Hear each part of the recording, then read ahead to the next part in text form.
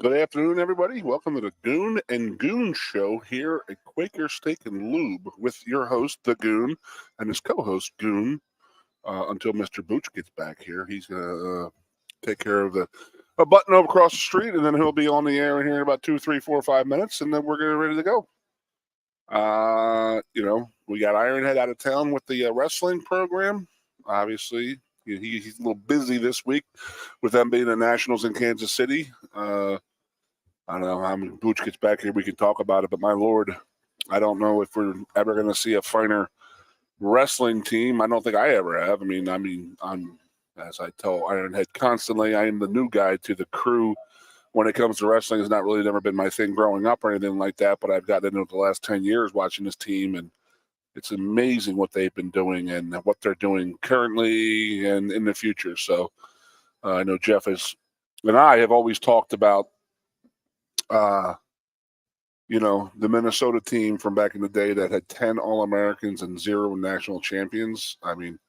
So that has always been like the benchmark of the great team in the history of college wrestling. And I think that the total points scored record was 170-some for Iowa back in the day. And Ironhead would know all these dates. I do not.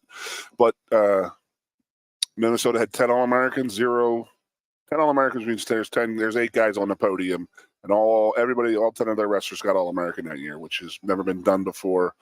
And sort of what me personally, I've been looking forward to Penn State getting into that possibly this year, which is amazing. Even the thought of it being a possibility is just outstanding. And on top of that, we're probably going to have 4 or 5 guys that are probably going to be maybe even more going for national titles that week. So a lot of records may fall this week out in Kansas City.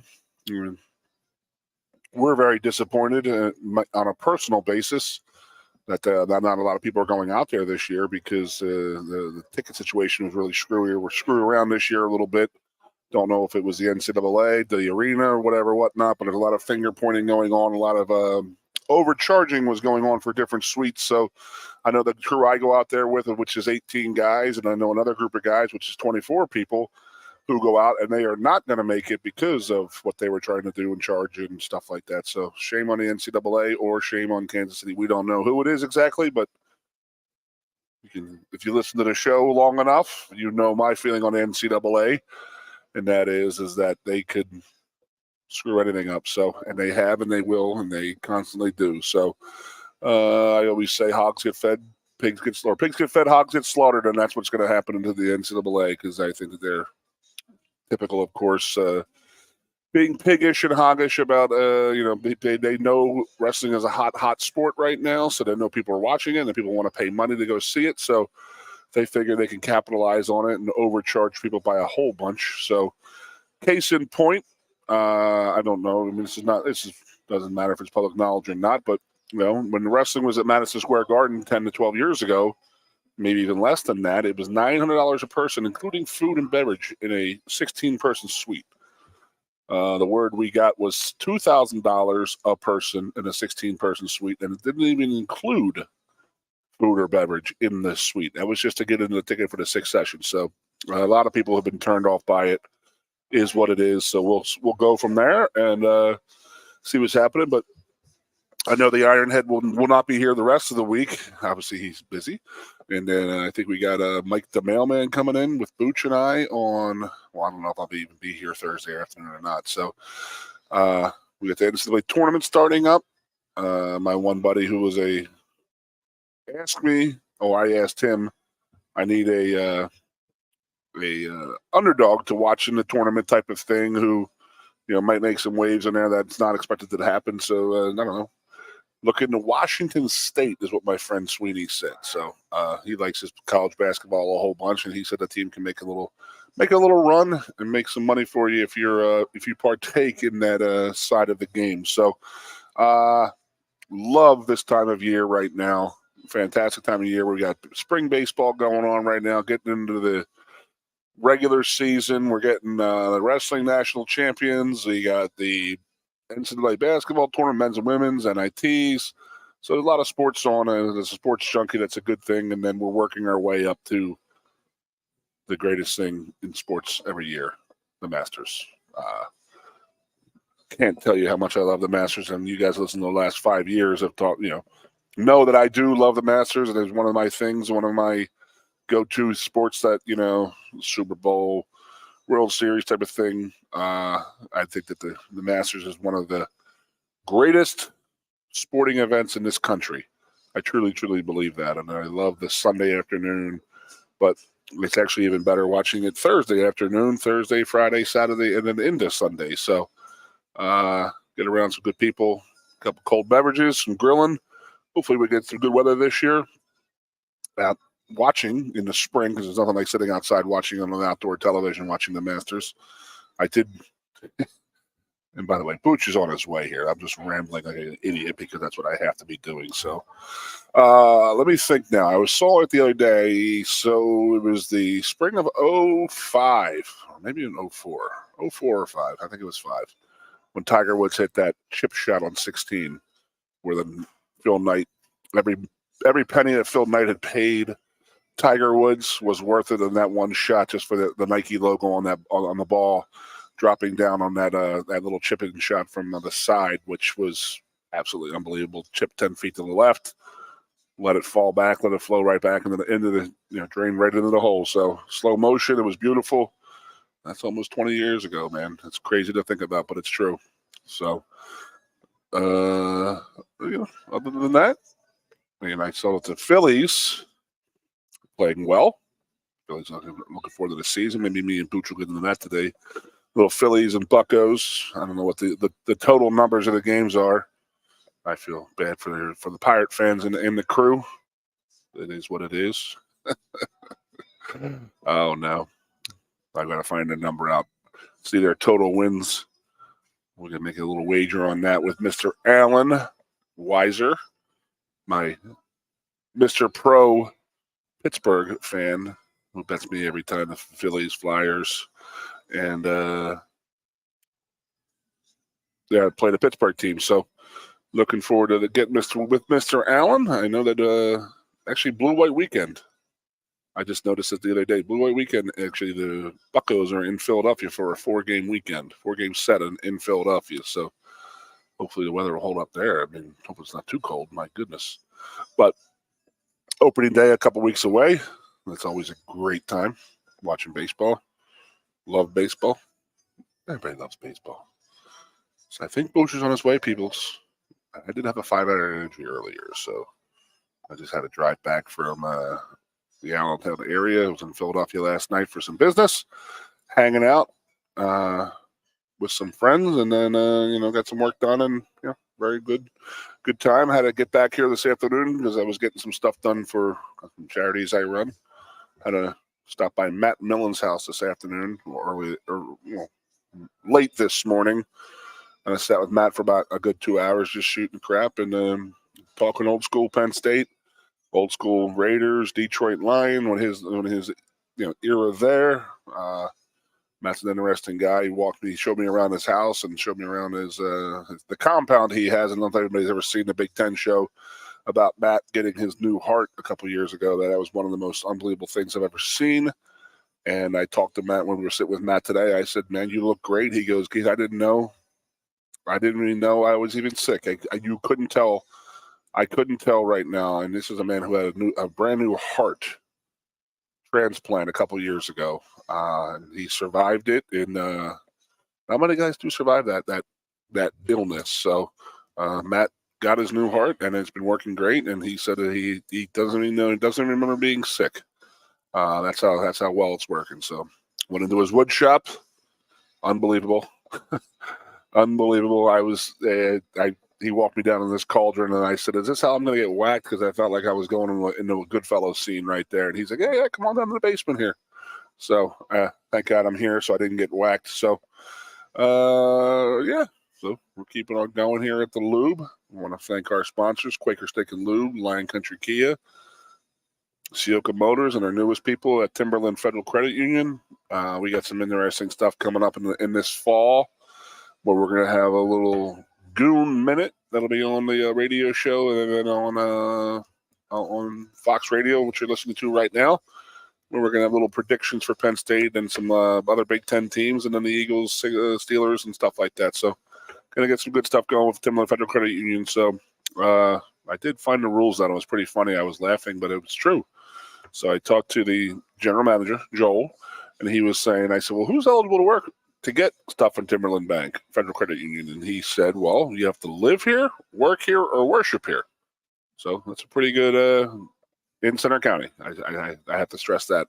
Or in Clearfield County, I believe, because there's other people there too. So I thought that was a funny thing that he was talking about, but I guess that's a thing with a credit union. So you got to be part of something, and that is this area. So always much thanks to our boys and girls at Lion Country Kia, the hosts of the show. Sioka Motors has been great with us, Timberland Federal Credit Union, and the Lube. We can't always can't thank those guys enough. They do enough for us. We have a show here every week, twice a week now. So fantastic time. And if you guys aren't here, think about Saturday. Think about Thursday. You got wrestling on 11 a.m. Obviously Penn State's going for the 11th title or 12th title in 14 years. And, the NCAA hoop basketball tournament starting at noon all day, all night, Thursday and Friday. Basketball games and wrestling.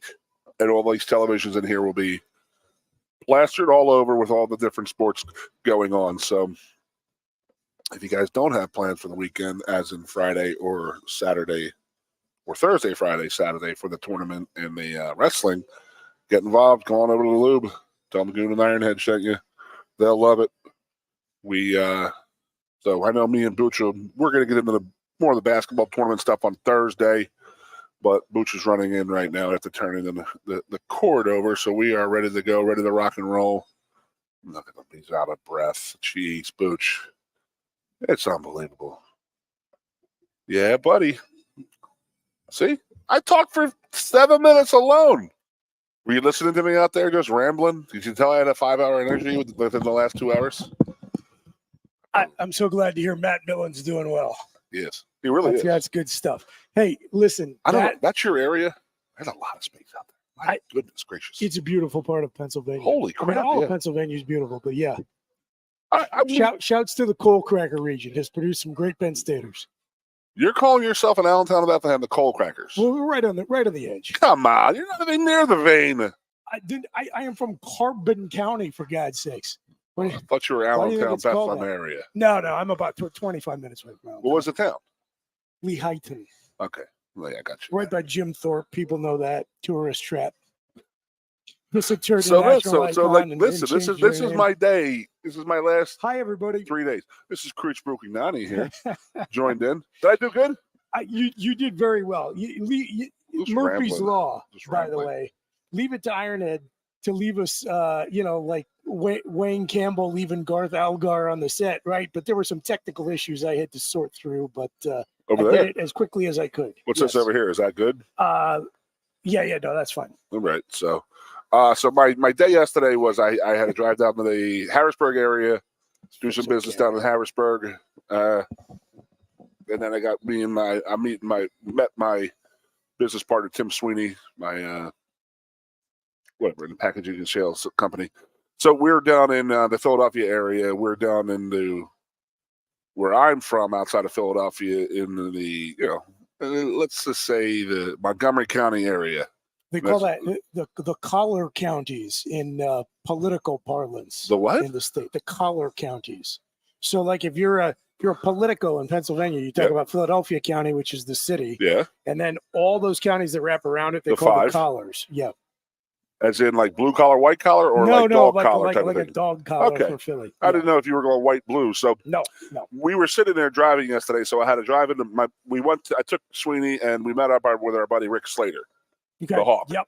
Yes, sir. Met him up, and we went to Phil's Tavern in Bluebell. And when me and Tim came off the turnpike, we went in the back roads, and you're going through some old, nostalgic 1700 century era like neighborhoods. Absolutely. And it's just beautiful. And and then to this morning I had to go down the other way down to Marple Newtown in the Upper Darby area, and there was an accident down there, so they brought me through this area. And I was just sitting there, and I was like, this might be the most beautiful part of the state I think I've ever. And these houses were enormous. They're right on the Chester-Delco line there. Just beautiful, beautifully maintained old stuff. Because me and Tim and Rick were talking last night at dinner, like we were in the Bluebell area, of how nostalgic in the Valley Forge area, that little, where I grew up. And Tim was like, "Oh, I didn't know that. I never knew that." I said, "Well, Hope Lodge is where Washington and his army spent the winter before the Valley Forge one.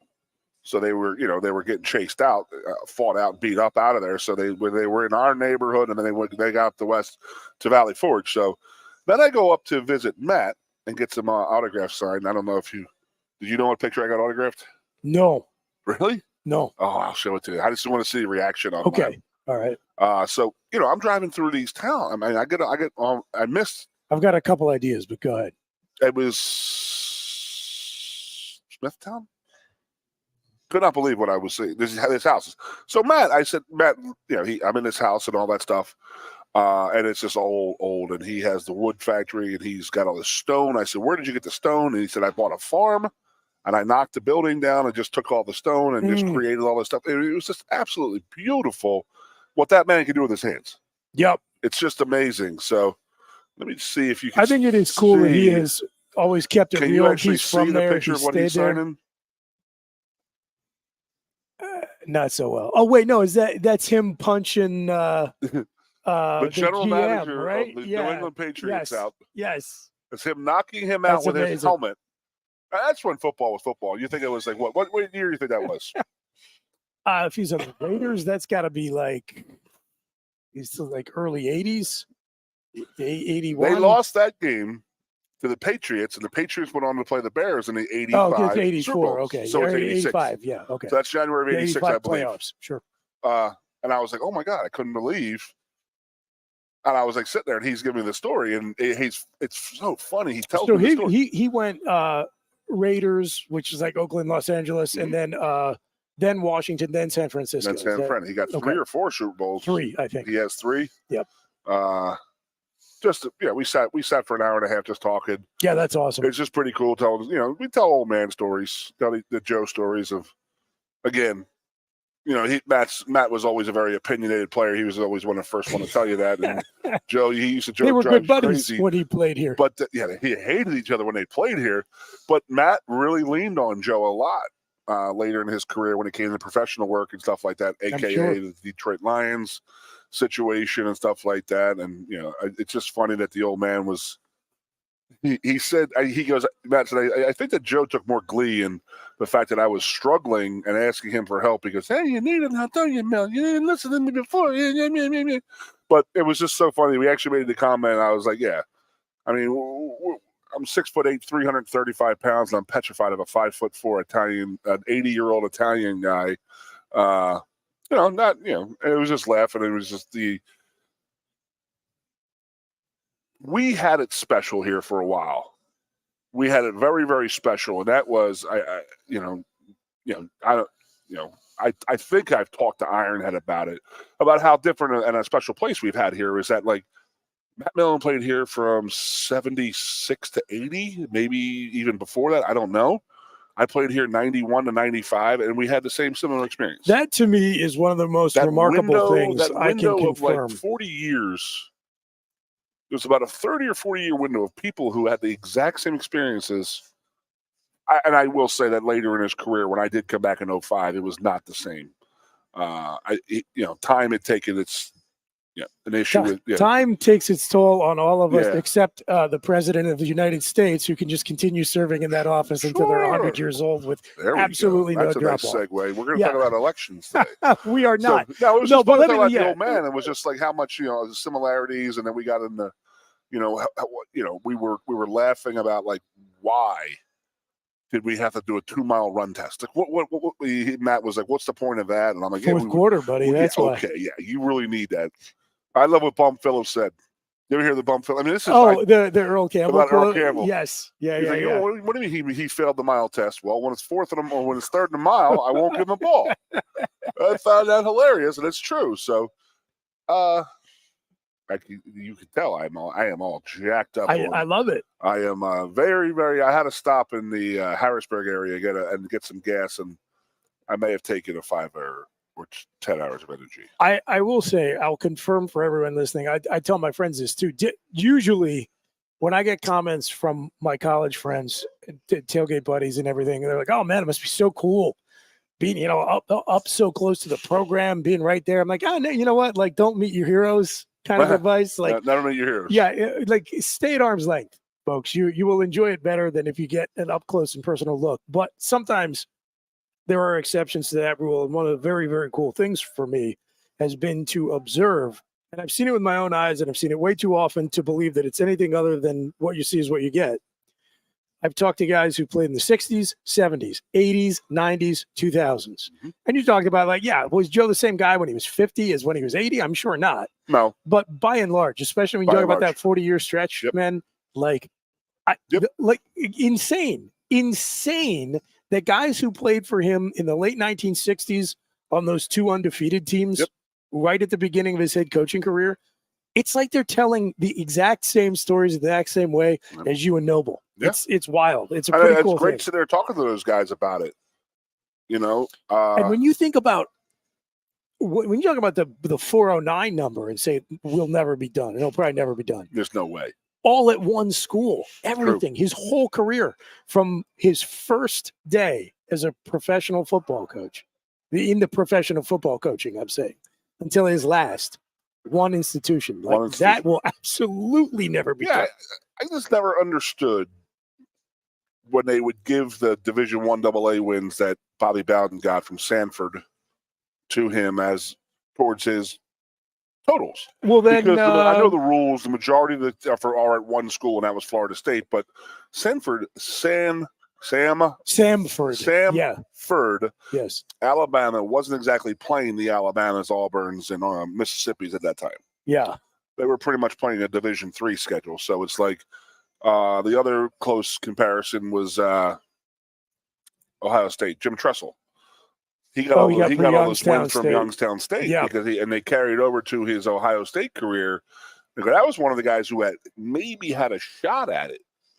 But it was like, you really got to sit there and think about it. You got to be somewhere for 40 plus years not somewhere, anywhere, just doing the same thing for 40 plus years and winning 10 games a year for 40 years. Well, so I remember talking with Ironhead at the end of the season. If Nick Saban would have coached, I think, another 12 years and averaged 10 wins a season, which, again, assuming Nick Saban holds himself to the same standard the major party candidates for the presidency do, he could have. Sure. He could have averaged 10 wins a season, probably. But I think if that would have happened, if Nick Saban would have coached, he's retired. If he would have to coach another decade, over a decade, and average over 10 wins a season, I forget. I mean, it was. Is he over 300? Yes. Okay. Yeah. I mean, it was not like or damn close. Like, you looked at it and you're like, okay, this isn't beyond the realm of possibility, but like, what are the odds this guy is going to keep coaching that long? Yep. And then like a month later, he's out of the game. He's retired. Talk to me, Booch. What is the most untouchable record? Wow, that's a good one. Other than not in any sport. We can go sport by sport. Other than the Penn State school track and field record set by my former Knies prof, the late great Jim Thompson, who bragged correctly that he had a school record that would never be broken. Yeah, they went for meters. I love right. Yeah. They went to the metric system, so that record will never be broken. I believe my wife still holds a record at her high school for a running record. Same deal. Yeah. I don't think they even compete out of it anymore. That's amazing. So like, man, there are a bunch of good ones. Cal Ripken, though, right? That's where I'm going. That's definitely where I go. If you talk about unbreakable, like, I honestly, like, I don't know that anybody's ever going to touch DiMaggio, even though it's like, it seems so doable. It's been so long, but it could happen, right? Like, Cal's not going to happen. That's never going to happen. Yeah, forget about it. You play 20 years and don't miss a game. Yeah. And don't miss a game. Like, and all the trends in pro sports are going towards more rest time. Yeah. Right? So, I mean, think about it. He wasn't playing right field either. He was playing shortstop. Right. It's like, what stopped somebody from just taking that extra slide and taking an ankle out and just him twisting an ankle and missing a game? Yeah, man. Like, that's unbelievable to me. Yep. I mean, the 56 is unbelievable. I truly believe that. I think that when you look at how many times a guy has seemed like he was getting close and how far away, but I mean, again, to your point about Ripken, one game and you're done. There's no way. Yeah. So yeah, that's the one I would call unbreakable. All right, you have done 56. We going? Yeah, well, I did 20 minutes on my own. You have done yeoman's work. Wow. You deserve a break. You're listening to the Lion Country Goon and Lionhead Country Tea Goon and Ironhead show. Goon show. Yeah. We're live from Quaker Steak and Lube here in State College, as we are every Tuesday and Thursday from 3 to 5 p.m.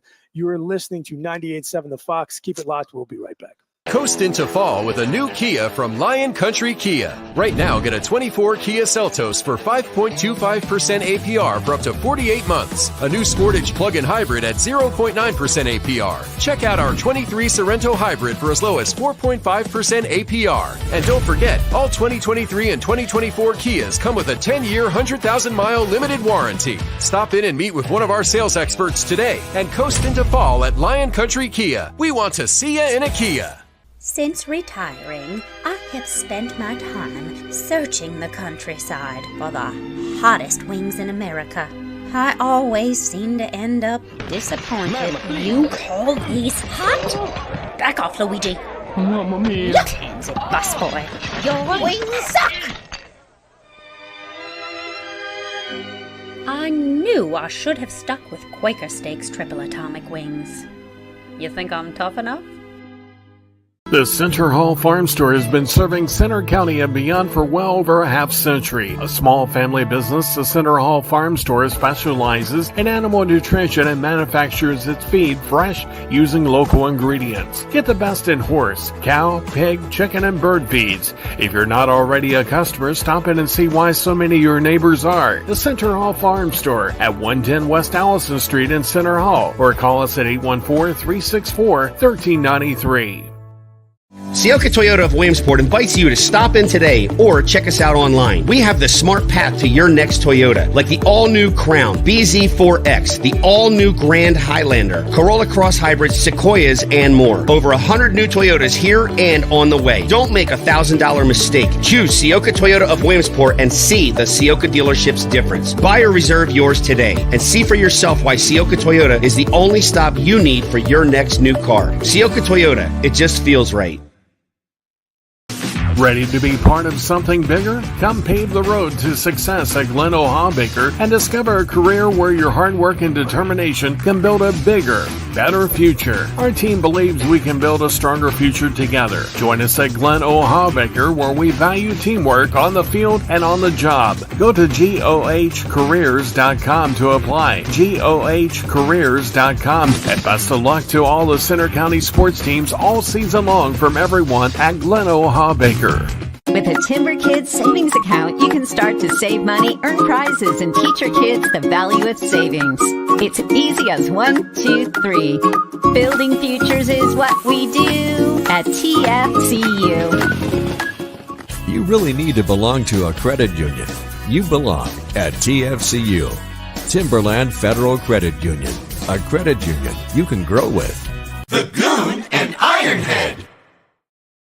Welcome back, everybody, to the Lion Country Goon and Ironhead show. Goon got me right before we came back live on the air. This is Chris Bucanati filling in for Jeff the Ironhead Byers. Ironhead off with the Penn State Wrestling team, chasing history. Goon, not just another title, not just individual national championships. What's the history? Well, so there are two things conceivably. The total points in the All-Americans, right? Yes. I talked about that. Okay. I thought there was like something to do with like titles in a row, and I mean.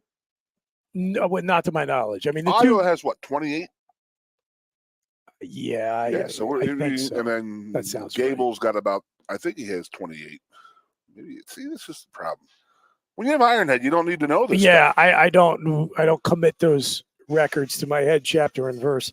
But we appreciate you tuning in every Tuesday and Thursday from 3 to 5 p.m. here on 98.7 The Fox. We're live at Quaker Steak and Lube in State College. And as the Goon was mentioning, as he so capably handled the entire broadcast for himself for the first 10 minutes of this show, this is an excellent place to come out this weekend. There is so much great sports happening.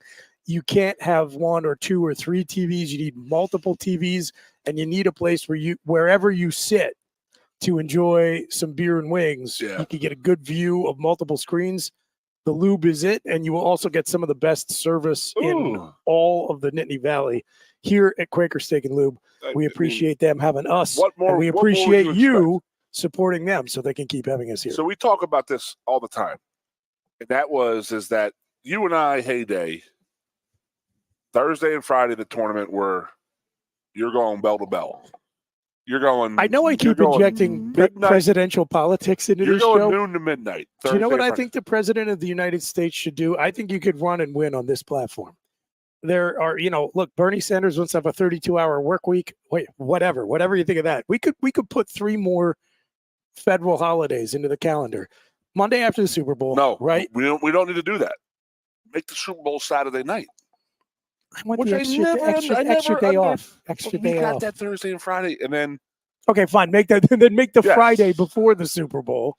Move the Super Bowl to a Saturday. Make the Friday before a holiday, and then make the Thursday and Friday of tournament week federal holidays. I know this sounds like a typical spammy radio guy thing to say, how about make a federal holiday? I'm serious. Why not? Why not? You and I were in the era where. We definitely can't do it. We can't do any more religious holidays. Political holidays are divisive. Who doesn't want to hang out pillar to post, noon to midnight for 2 days and watch college basketball? That's a celebration of everything that makes America great. You could do it Thursday because it's you got a fresh liver, you're all wound up and all this and all that.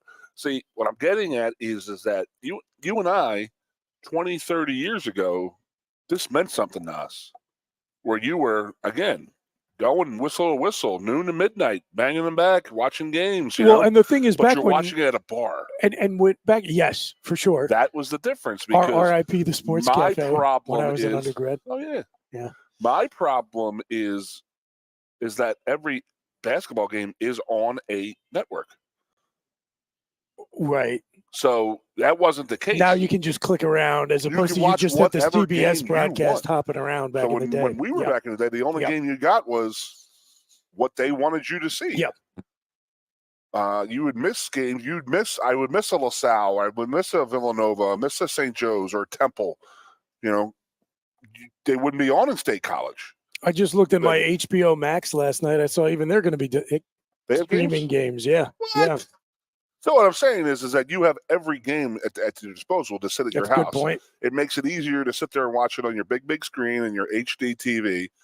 But the added aspect of the wrestling, that's when you need to go out. You have 8 mats going at a time. I don't think you've never gone to a I've not gone to a Nationals, no. I really think you should try to get into one go next year.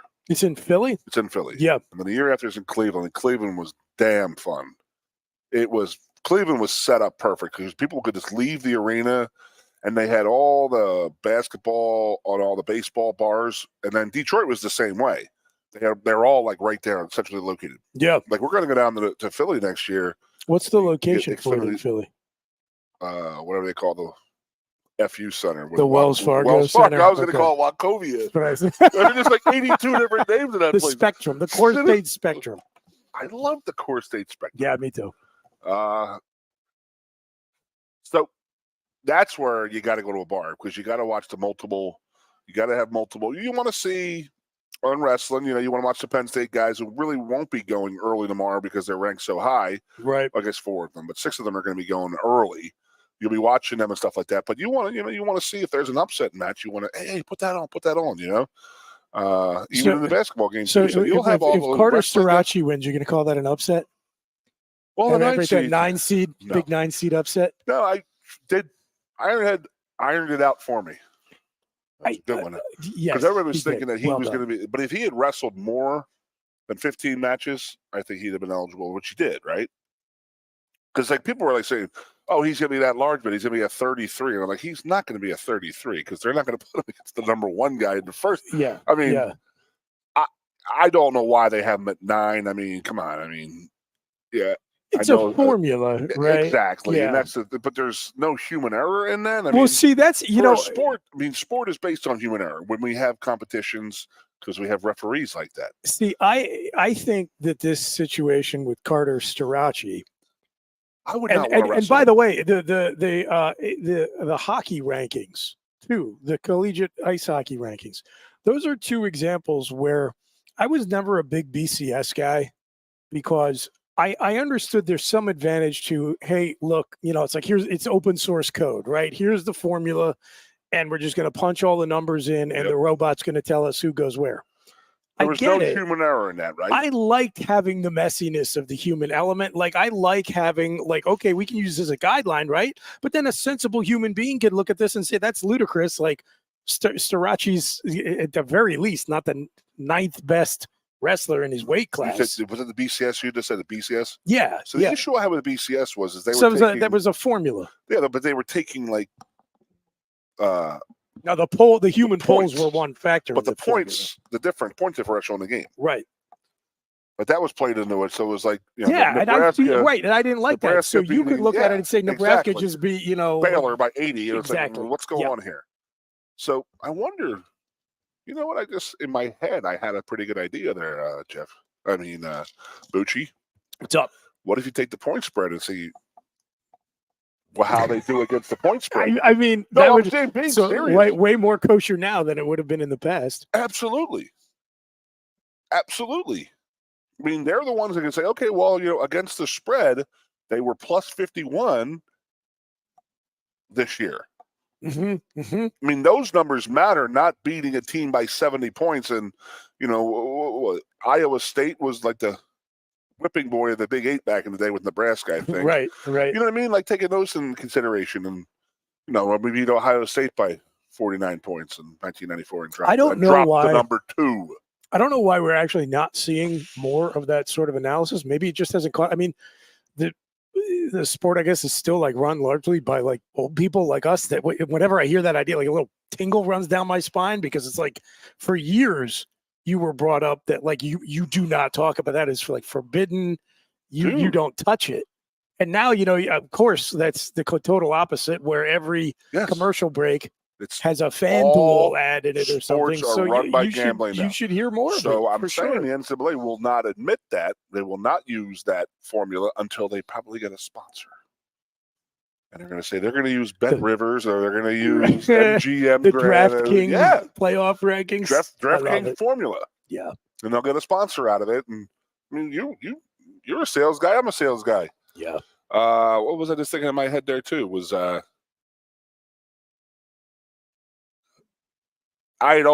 Sweeney's a very forward-thinking guy. When we used to do the Goon and Sweeney show, he was always saying that gambling is the future because it's going to start in the NFL. It was the only way to add money. Because billionaires are trying to become gazillionaires, and then, they tried Mexico City, they tried Buffalo and Toronto, they tried London, they tried the World League of America. Nothing caught. They needed new streams of income. They took Thursday night away from college football. You and I in college, Thursday night football was a damn good thing. Yeah. You remember Penn State was supposed to play UVA on Thursday night right before 9/11, or right after 9/11. Yeah. Yeah. And that stunk. But it's just, and then that is the minute I knew it was changed, because Sweeney was telling me, he's like, this is what's going to happen. They're going to do it. And, you've heard me talk enough about how the DraftKings and that got in the sports, right? Do you want to say it again?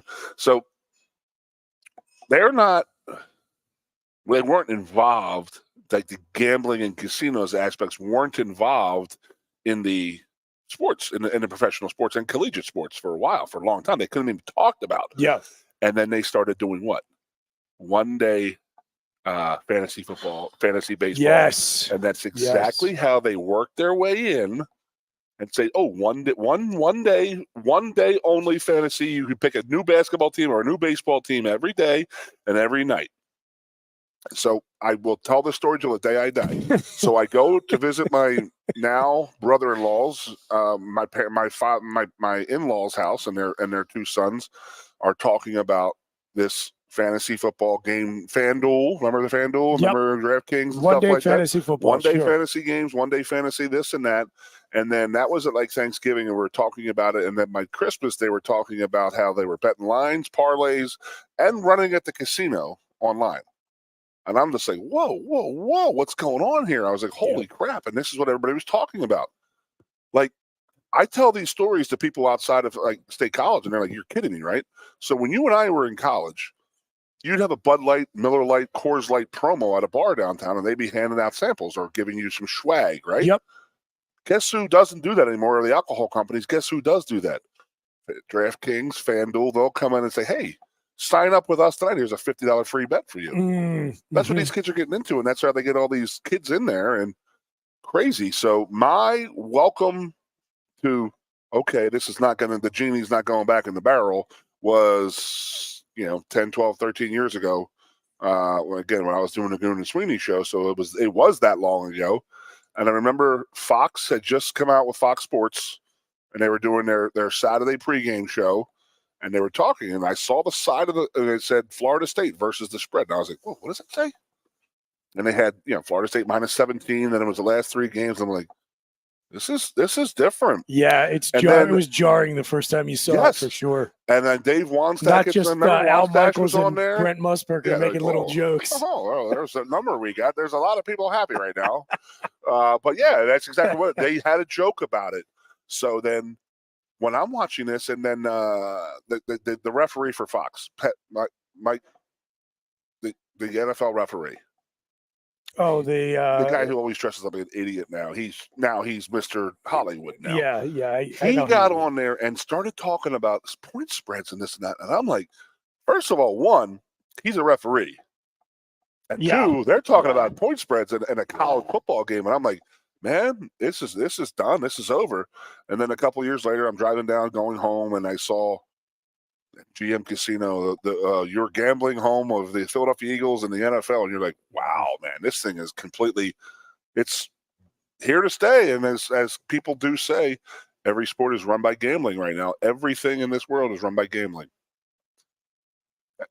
It's paying bills. People are getting happy about it. People are getting rich about it. But it's definitely a scary, scary, scary thing. To be honest, I guess I'm a little surprised, pleasantly so, that there have not been more stories about more people wrecking their life with this stuff. I don't think they're bringing them up because, maybe they just get suppressed, right? But anecdotally, even I've not heard anybody I don't have any buddies or buddies with buddies who just when it all of a sudden became legal turned into total fiends. Now, I think we all know somebody who maybe long before it was above the table gambled too much. But maybe it's just the circles I travel in or whatever. But I don't know of anyone who all of a sudden, now that this is legal, they've got a huge problem that wasn't definitely before. It doesn't shut off. That's the thing I have an issue with. I used to get a little tipsy back in the day and get some scratchers. Mm-hmm. Yeah. Love the scratch off. Yeah. Now I don't even do that because I could just go home and go to the casino on my phone. That's true. That's very true. That's scary. Yeah. Because you really don't understand and know. I'm not going to lie. I got in trouble with it a couple times. Like waking up the next day, like, what the hell did I do? Holy crap, man. Yeah, I shouldn't say I don't know anybody who hasn't gotten pulled into it at all. My friend's wife has become like a serial small amount better. That's the thing. She only bets small amounts, but is constantly taking these 3-4-way parlays. And that's all they talk about. Yes, exactly. On their app. Talk about. You'll have that one person at the Super Bowl game just worrying about Patrick Mahomes' sack yardage, and you're like, what? And it is a way. Everybody can get involved and have fun with it. That's the thing. But yeah, that definitely. You're right. You really don't hear these things of people just completely ruining their lives because they are run off of credit cards. These online websites. I just need Greg Kittle to get three catches and a Mecole Hardman anytime TD. Wow. Freddie Mitchell's got to have one catch for 25 yards on a fourth down. I got it. There we go. But, the world is different now in that regard. And you look at I personally think you're going to start seeing more stuff like you saw at Iowa and Iowa State with the guys gambling. And then, what the ultimate fear is what's going on at Temple basketball. Allegedly. These are all allegations. Yes. Very suspicious circumstances. Very, very suspicious stuff that goes on there. And that's the weird part. And that's the scary part because. You know the story about the assistant baseball coach and his contact at Alabama, right? Yes, I did hear this. Yeah. I mean, now that's the stuff you don't worry about because these people are so boneheadedly idiotic. There's a guy in Vegas who's got a straight connect to an assistant on the Alabama baseball staff. He gets inside information shortly before their game against LSU is supposed to start that the starter isn't going to play because he's hurt. So he runs into a sports book like on a Tuesday afternoon, tries to lay 10 grand on Alabama LSU baseball, as one done. I'm sure they see that all the time, like 5-figure bets on collegiate baseball games. So you think they do? I mean, I'm sure they do. I'm joking. Okay. No. This could be immediately the fact that this guy was like rushing in to try to place a huge wager on a college baseball game drew suspicion. So they initially refused to take the bet. So this guy, I mean, if you're gonna have a partner in crime, make sure he's got an IQ above 75. He's insistent. You still talking about presidential election stuff? Yeah, about it. He's insistent. He says, "No, you don't understand. You've got to let me place this bet because it's a sure thing. You don't understand. It's a sure thing." He then pulls out his phone and shows them the text from the assistant baseball coach. He's like, "Look, it says right here, their starter's not going to play and nobody knows about it. You got to take the bet. It's a guarantee." So, yeah, anyway, that guy lost his job. And there's been a big court case. That's what we know all this. That's a little much the court transcripts of the transcripts of the court case came out where in the testimony they're explaining all this. So, that's the stuff you don't worry about. Context on the Temple situation is they were playing I want to say UAB, one of the, is that right? Yep. Yeah, one of the better teams in the conference, and the line jumps like 8 points. Moves 8 points. Yeah, shortly before tip off, and then they end up getting their doors blown off. And Temple has not had a good season win-loss record-wise, but they've had a lot of close losses. How about those two exact teams played for the title the other day? Well, and then actually maybe to make it more suspicious, it comes out that potentially they're shaving points. They get into the conference tournament and they rattle off, 4 or 5 straight wins. They went in there as a tied for last place with 4 other teams, and they ended up going to the title game. Yeah. Yeah. Now, to be fair, they got smoked again by UAB. Yeah. So I have a question. Yeah, go for it. Speaking of idiot coaching. Okay. I can't wait to hear where this is going. Pete Rose. Yes. I saw somebody write the other day that, no, he should not be in the Hall of Fame because he bet against his team. I saw that. It was a reply to Super 70 Sports. He never bet against his team. I don't remember him. Not to my knowledge. Exactly. Yeah. I don't remember him saying that he did bet. He never bet. I don't think I've ever heard that alleged. I thought that he had always said, "I never bet against my team. I never." Now bet he also against said he never bet on exactly. baseball, So I mean, there's a. But even even the people who hate Pete Rose and his harshest critics, I don't remember ever hearing the accusation that he was betting against the Reds and basically insinuating that he was fixing the game. I mean, it's. You can leave one of your pitchers out there who's got nothing, an extra 2 batters, and boom, boom. As the manager, you can really, really, really manipulate. No, that's what I'm saying. If you're betting against the team, to me, that's way more problematic than if you just bet on your team to win. Yes. Like I get why it's prohibited. Yeah. But in terms of integrity of the game, I'm like, I always used to joke. I'm like, I think that every coach should be required to bet on their own team to win. They really have skin in the game. Yeah, here's your paycheck for the week. You got to win. You got to win or cover. You guys are favored by 6.5, so you get out there and do work. Yeah, but it is crazy how the world has turned this much, and that's all that's even remotely talked about. I remember going in college and getting phone calls from people at home. And they're like, hey, what are you hearing? Is everybody all right? Anybody hurt? Anybody? I'm like, yeah, no, we're good. Everything's cool. And they're like, okay. I never put 2 and 2 together. Yeah. I thought your man just got a real big fan. He's playing with the guys. So can I tell you a great gambling story that it happened while I was playing, and it hurt a lot of my boys? Does it involve Boston College? What? No. You were playing Boston College? Wow, what happened? What was the point shaving they did? No. Okay, maybe this is a different story. Go ahead. We lost to BC? No, the story I thought you were going to tell was about the Boston College game, but maybe not. So go ahead. No, it was versus BYU. Ty Detmer, 1991. I'm redshirting that game. You know what? I was thinking it was before you were playing. I was thinking of Doug Flutie when you were a kid, but this is okay. I was at that game in 1984 when he I knew you were Penn there. State's game underneath the lights. No, but I remember sitting at practice, and Mark D'Onofrio was our starting linebacker. Yep. He popped his shoulder out the week before, but he was playing through it and stuff like that. He did it at practice again Thursday, and he was in a sling. And then Tony Sacca took a snap on a Thursday afternoon practice and broke a knuckle on his throwing hand.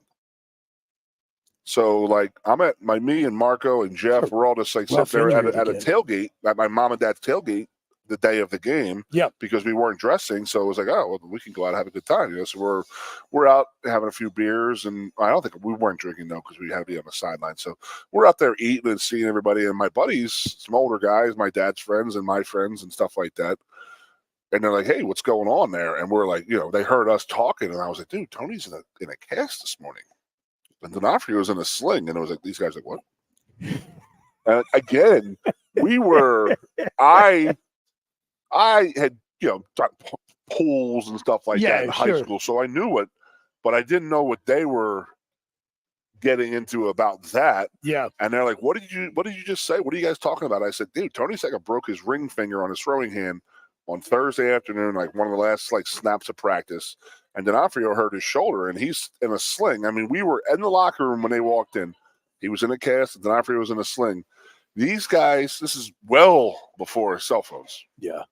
These guys couldn't get to the phones fast enough. They're running across, so we would be right field of the Spike Stadium right now, where my parents were tailgating, and they ran to the IM building because that's where that's where the closest phones were. Yeah. So my one buddy goes, it took me 7 years to come out of that debt. And I was like, what do you mean? He goes, dude, Tony Sacca had 3 touchdowns that game, and D'Onofrio had 3 sacks of that. They both played, and they both killed it. And these guys, and I'm like, and they were like, and I'm like, you guys are mad at me? And they're like, no, I mean, you told us the right information. I mean, it wasn't like you volunteered it and did this and that. You just said. So when he just taped up his hand and went anyway? Yeah, he went out. Yeah, exactly. Yeah, I think he went with a 2-finger. So, and we tore up Detmer and BYU that game. And it was like those two had mountain big time games. And I'm out in the parking lot after the game, having a few beers, tailgating and this, and these guys are all mauding and all PO'd and this. And I'm like, what's wrong with you guys? And I didn't, they would not tell me what they had done until a couple years later. They're like, yeah, dude, worst information we ever got. And I was like, whoa. And then I was like, well, I told you the truth. I mean, he was in a cast, and then D'Onofrio was in a sling. So I was not wrong. Man, that's rough, though. They should have known better. I mean, Penn State's second team probably could have beat up on BYU. Again, it's 3 o'clock in the afternoon, and they've been there since 8 in the morning. Let's think about that. So we got to hop to a break in a minute or two. But since you brought up Tony Sacca, let me just ask you, how do you feel about Penn State putting the full court press on young Anthony Sacca Jr. and not getting into the Final Five? Give me the St. Joe's prep guys who comes to Penn State. Well, I figured I believe it has a lot. I don't know what's going on there. I don't know. I thought that guys had. I'm trying to think of the kid's name here. Was a couple of years ago.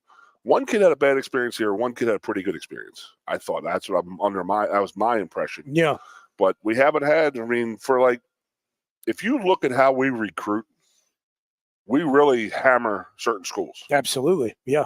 We really make inroads at certain schools and get a lot of the Imhotep prep. IMG.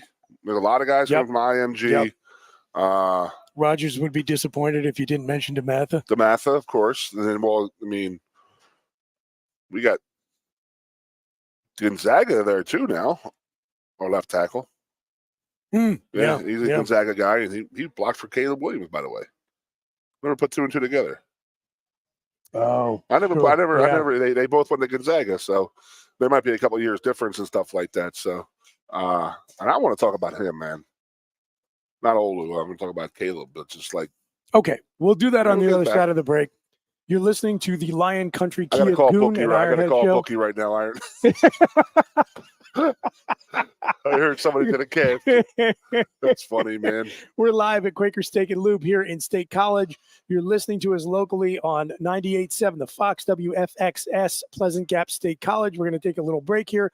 We'll be right back. Stay tuned. Coast into fall with a new Kia from Lion Country Kia. Right now, get a 24 Kia Seltos for 5.25% APR for up to 48 months. A new Sportage plug-in hybrid at 0.9% APR. Check out our 23 Sorrento hybrid for as low as 4.5% APR. And don't forget, all 2023 and 2024 Kias come with a 10-year, 100,000-mile limited warranty. Stop in and meet with one of our sales experts today and coast into fall at Lion Country Kia. We want to see you in a Kia. Since retiring, I have spent my time searching the countryside for the hottest wings in America. I always seem to end up disappointed. You call these hot? Back off, Luigi. Mamma mia. Your hands, busboy. Your wings suck.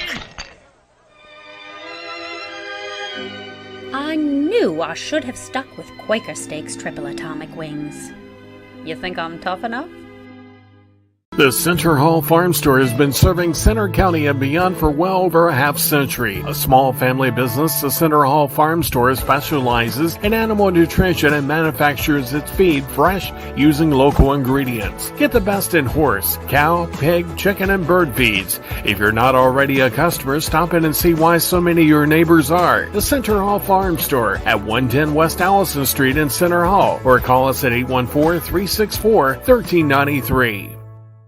Sioka Toyota of Williamsport invites you to stop in today or check us out online. We have the smart path to your next Toyota, like the all-new Crown, BZ4X, the all-new Grand Highlander, Corolla Cross Hybrids, Sequoias, and more. Over 100 new Toyotas here and on the way. Don't make a $1,000 mistake. Choose Sioka Toyota of Williamsport and see the Sioka dealership's difference. Buy or reserve yours today and see for yourself why Sioka Toyota is the only stop you need for your next new car. Sioka Toyota, it just feels right.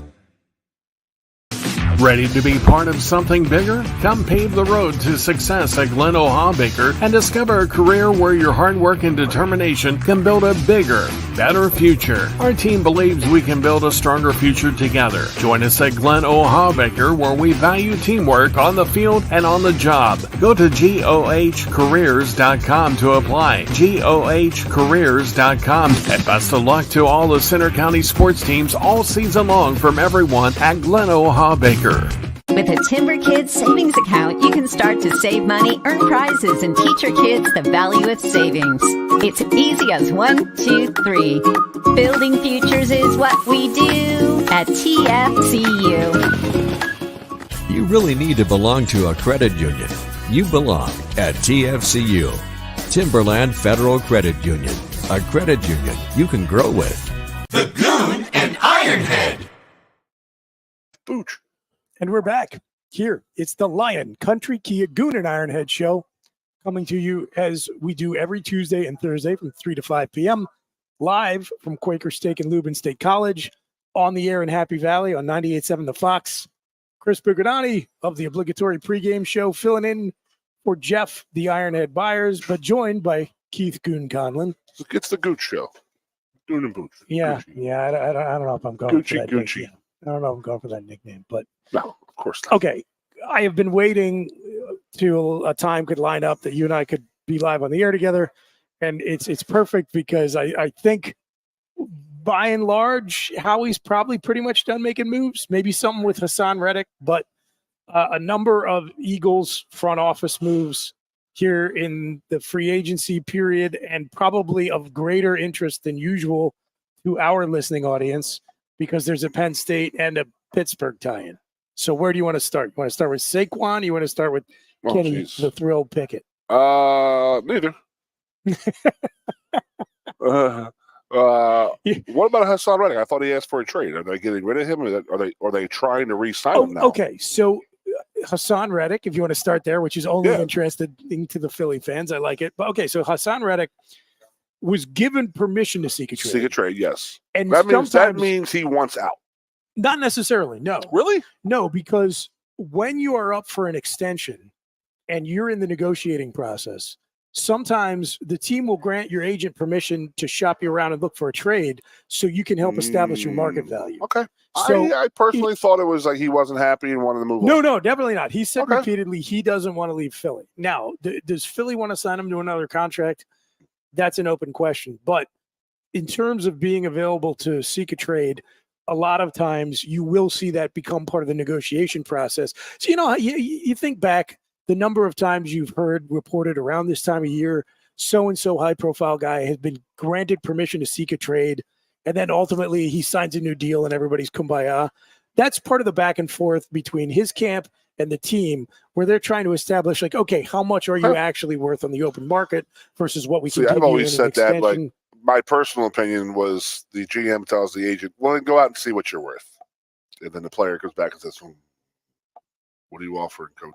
I think there probably is a lot of that. I don't know that that's the case here. We'll see. But, Howie had to have made an offer to him. And he probably said, I think I can get more. Yeah. And he said, okay, go ahead and try.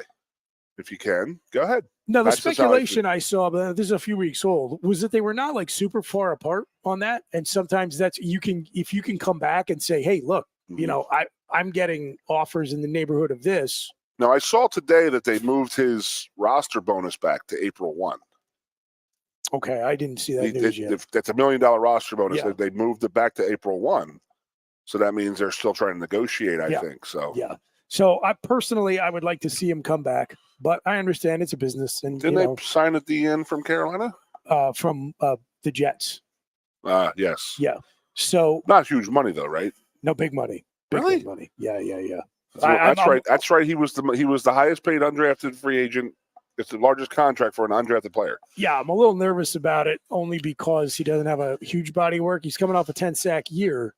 But, when I saw some people do breakdown online, when you go sack by sack and look at the tape, some of them aren't like super impressive. He's beating backup tackles, that kind of stuff. But anyway, neither here nor there. They invested in renegotiating and extending Josh Sweat. So he's not going anywhere. There's some speculation he might go. I just love, again, I've eaten crow on Howie because I was a very anti-Howie guy about 5 years ago. Oh, he was. I mean, he was unbearable to be. Yeah, he was on a terrible run. Yeah. Yes, he was overreaching on the first round picks. He did a hell of a job, 2 through 7, just an unbelievable job. That was his thing, and then his free agency was very good with, and they were very good. They were Joey Banner days, and bean counting back in the day is what they were called. That's what that's how they, because they were cap. Were they the first guys to be called capologists? Yes. Yeah. And then that's great. It's fantastic. So, doing what they're doing right now, I don't think he overpaid. I mean, you and I are again of the same ilk. The cap went up $30 million. Exactly. Yeah, I mean. So, did you know why? What was the speculation of why it went up? Gambling money. Well, okay. I mean, revenue in from the gambling sponsorships, right? No, somebody said, "Oh, it's the Taylor Swift aspect to it." So many more viewers, and I'm like, "What?" Maybe. And I'm looking at the Dr. Jeffrey Powers right now, and Dr. Jeffrey Powers said, "Oh, and the fact that Amazon paid $1 billion to have their games on Amazon Prime. Remember?" Mm-hmm. Yeah, but we'll give that credit to Taylor Swift, but they just cashed a $1 billion check. So we can chill out on the Taylor Swift stuff. So, I had not heard. But $30 some million raise in the cap is enormous. Just think, just what if you were maxed out on your cap, and then all of a sudden you got $30 million to screw around with? So yeah. Well, it's definitely made a difference for Philly. So yeah. So go back. So me and you we are of the ilk. We don't like putting so much money into running backs. Yep. Running backs and linebackers. They're the difference in a Saquon Barkley and a DeAndre Swift or a who was the one from Penn? It's Penn State kid. Miles Sanders. Yeah, there's the drop off between those two isn't really that big. But I think that our linebackers have been exposed the last few years, man. Yeah, well, we're not paying for anything. Those are like three separate questions. Number one, like, do you invest in running back? Period. Yep. Number two, was there drop off from Miles Sanders to DeAndre Swift? DeAndre Swift made a lot of really nice plays. No, I meant the drop off between Saquon to Swift and then Saquon to Sanders. Oh, I got you. Is there that big of a drop? Well, I think part of the reason why Philly was maybe more willing to spend some money at running back, aside from the aforementioned $30 million bump in the salary cap, was because of the drop off at productivity from the year when it was, Miles, Gainwell, and Boston Scott, to Gainwell kind of regressed, had a sophomore slump. Mm-hmm. And then just like I said, DeAndre Swift made some nice plays, really nice plays for Philly. Well, probably won us a couple of games over the course of the year with timely big plays. But for sure, the consistency and productivity that they were getting the year they went to the Super Bowl when Miles Sanders was the lead back, that was not there. Now, some of that's play calling, some of it's the player, but I think they wanted that kind of confidence. And the other thing I've heard is that Kellen Moore, the new offensive coordinator, who, for those of you scoring at home, was previously with the Dallas Cowboys, he personally lobbied for Saquon to be the guy because he just felt so strongly about how he could use Saquon in his offense. And he's a three-tool guy, you know. He's great, plus all the great locker room. I think he's a hell of a leader, too. I think guys look up to him, and, kids look up to him. He's a role model, first of all. Philly's a good locker room culture. Look at what Landon Dickerson said when he signed his extension. He said, I talked to a lot of guys who leave, and they say they wish they wouldn't have. Yep.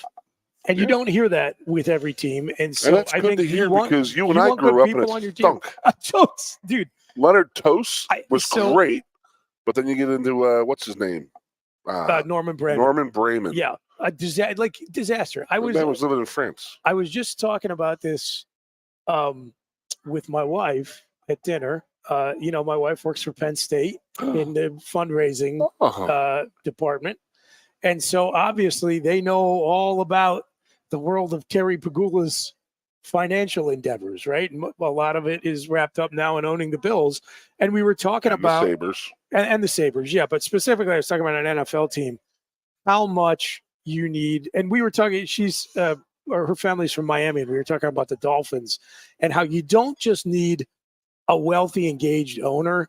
Like, you need one who's committed to winning, but also understands that they're not a GM, so they don't get in and meddle around and screw stuff. Like Dan Snyder, no question that guy wanted to win. No question he was willing to spend money, but then he would get in and meddle with his football guys and end up shooting himself in the foot. And I said, for whatever you can say about him over the years, on balance, I am really grateful for Jeff Lurie's ownership of the Eagles, because I contrast it to most of my life that I remember.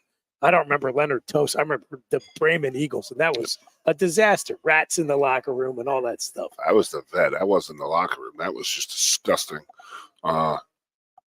My brother, his last shot in the NFL was trying out for the Eagles. Yeah. I believe it was 92 or 93. I think you've told me this. Yeah, go ahead. And my brother went up to the equipment manager and said, I got a pair of socks for practice. He goes, yeah. He said, $6. And he's like, what? And he goes, yeah, nothing's free here. And he was like, you're kidding me. He's like, no. He's like, that's going to cost you $6, and we'll take it out of your next check. So my brother was like, oh, my God, this is unbelievable. And then he had, his Nike shoes. They were solid white because the NFL were all white. And then the logo he was with the Colts before. They had a blue logo. Yeah. And the equipment manager says, you can't wear them. He says, why the hell not? He goes, well, they're not Eagle ones. He goes, you got to buy these. Or unless you get, if you had a sneaker deal or whatever. And my brother was like, no, I'll just tape these up and then I'll draw a green Nike swoosh. And the guy was like, no, you can't do that. We don't do that here. It was like, what the hell's going on, man? It was weird, man. Very weird world. And then Lori got there. If you watched after the Super Bowl, he did start to meddle a little bit. If push came to shove, I would say he definitely got a little more involved. He started reading his own headlines a little bit, and Howie did too. But for what they went through with the Chip Kelly era, that was all things considered. Though it's night and day. Yes, it is. There's no doubt. 80s, 90s Eagles compared to 21st century Eagles. I mean, did you ever look at Jeffrey Lurie had to borrow money from everybody to buy that team? Yeah. Oh yeah. And then what it is worth right now? I mean, what the hell? It's amazing. Yeah. I mean, geez, Louise. I mean, it's amazing what these NFL, these, what are they making? What are these owners making that, tax-free, first of all, that's a whole nother show right there. How in the hell that happens? Yes, the NFL is tax-free. By the way, I am still sitting thinking about your brother he's just like a camp invitee. He's not on the roster even, and they're digging him for $6 a pair. $6 for a pair of shoes, for a pair of socks. So like what? Can you imagine? Did you see that poll? I think it was The Athletic that ran it, or I don't know if I gave them credit. I won't do The Athletic because they want that $1 a month. But it got reported though pretty widely. Where the athletes do the players do the scorecards on the teams. Yes. Like it was a big deal because the Steelers got an F. They did. Yeah. And family relations and player relations and stuff like that. Can you imagine if that sort of thing would have existed back in the 80s and the early 90s? I mean, all that stuff flew under the radar. And a lot of times the local press wouldn't touch it because they knew they'd get cut off. I'm trying to think who really blew the whistle. Like, to be honest with you, I don't know who changed the game, but I'm going to say it's Eddie DeBartolo and the 49ers. Yes, I was just going to say that. They changed. The other owners couldn't stand them for that. They ran him out. Yeah. Little Youngstown Mafia. Mm-hmm. Mm-hmm. So think about, there's Bill Walsh running his program out there. His theory was, you know what, we don't need to have full pads to practice. We don't need to hit every day. And all the NFL coaches are like, what the hell are you talking about? What do you mean? No, you can't do that. And it was just like, no, he's going to do that because he wants his guys light on. So he understood where the game was going. Yeah. And then Eddie DeBartolo, he made that about a family. And then, he took care of the guys. And Leonard Toast was huge with that. I don't know if you said you don't know anything about Leonard Toast. I've heard stories. It's amazing how much that guy gave. Yep. I think it was Frank Lemaster, whose daughter got leukemia, and they literally started Ronald McDonald House in Philadelphia. Leonard Toast started that. That's right. I have heard that. Yeah, that's. And he goes, "We're gonna take care. We're gonna get this done. We are gonna get this done." So there's a guy like right there. And then you go to Norman Brayman, who wasn't even in town. He lived in Paris. Jeez, what a bad time! Ownership makes a world of difference. So I mean, the Bartolo with the changing the whole aspect of the locker room, how your families are treated. I mean, this is not a lie, Booch, when I tell you that, like, we were told coming out of college, like, you're going to go to some of these facilities. And they're going to be worse than they're going to be like a high school facility. And they were. Yeah. You know what I mean? And that was it hadn't. No. Now they have these absolute gorgeous setups, practice fields. Now, the more money came in, but free agency like probably impacted that too. I think that teams got smarter. Like, okay, well, we're going to have practice and we're going to let these guys go home for like 3 or 4 hours and go eat on their own. Why don't we feed them? We can monitor what they're eating. Yep. That's the biggest difference in what I grew up with to what it is now. I mean, I will say that all day and all night. These kids understand nutrition. They understand weight training and this and that. You want to know how I gained weight my sophomore year in high school? McDonald's. I drank a beer.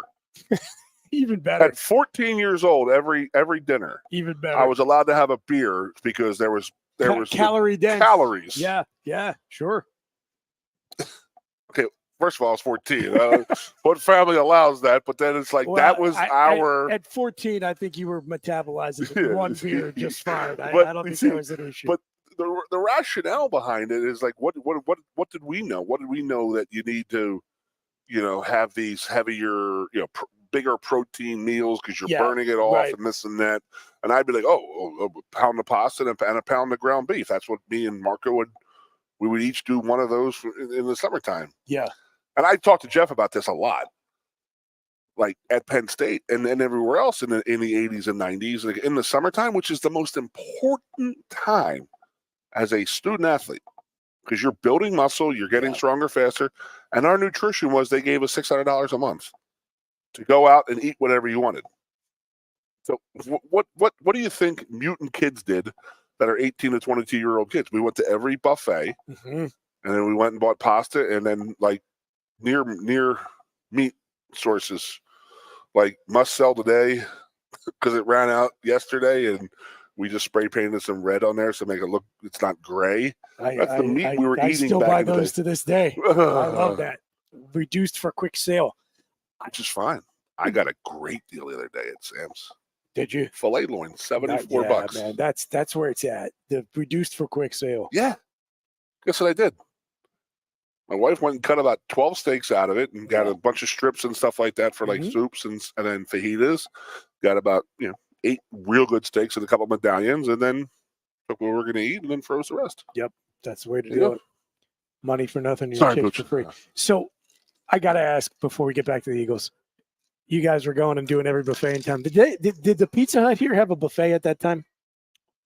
It was downtown where Sports Cafe was, right? But it was also one down here. Right. Where the barbecue joint is right now. And there was also one on South Atherton too. Yes.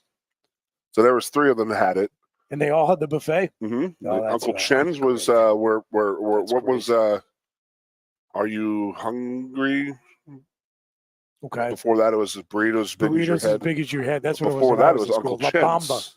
That was Uncle Chen's back then. Uncle Chen's was right there. And they had a fantastic lunch buffet. Oh, God, I bet. And they didn't like when we come walking in. I mean, me, Marco, and Vinny Stewart, like 900 pounds between the 3 of us, is walking in, and they're like, oh, there we go. You see the lady ripping up those dollars. Yep.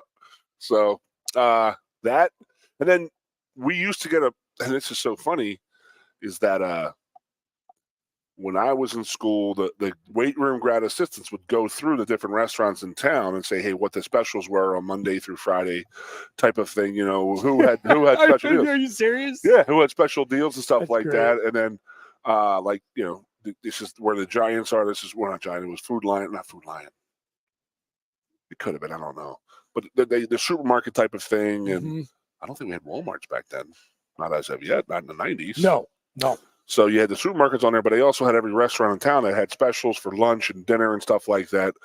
And then when I got back here in 2005, the summertime, I was like, I started doing this thing just to make it for the guys, make it easier for them to go. And then they were like, I'm not going to Ponderosa. And I'm like, Ponderosa's got a buffet. We used to hammer that buffet. Yeah. And then you go to Hoss's and stuff like that. Because they had options right on campus. Yeah. Well, they had options, but they also understood Ponderosa's probably not the best food for you. Right.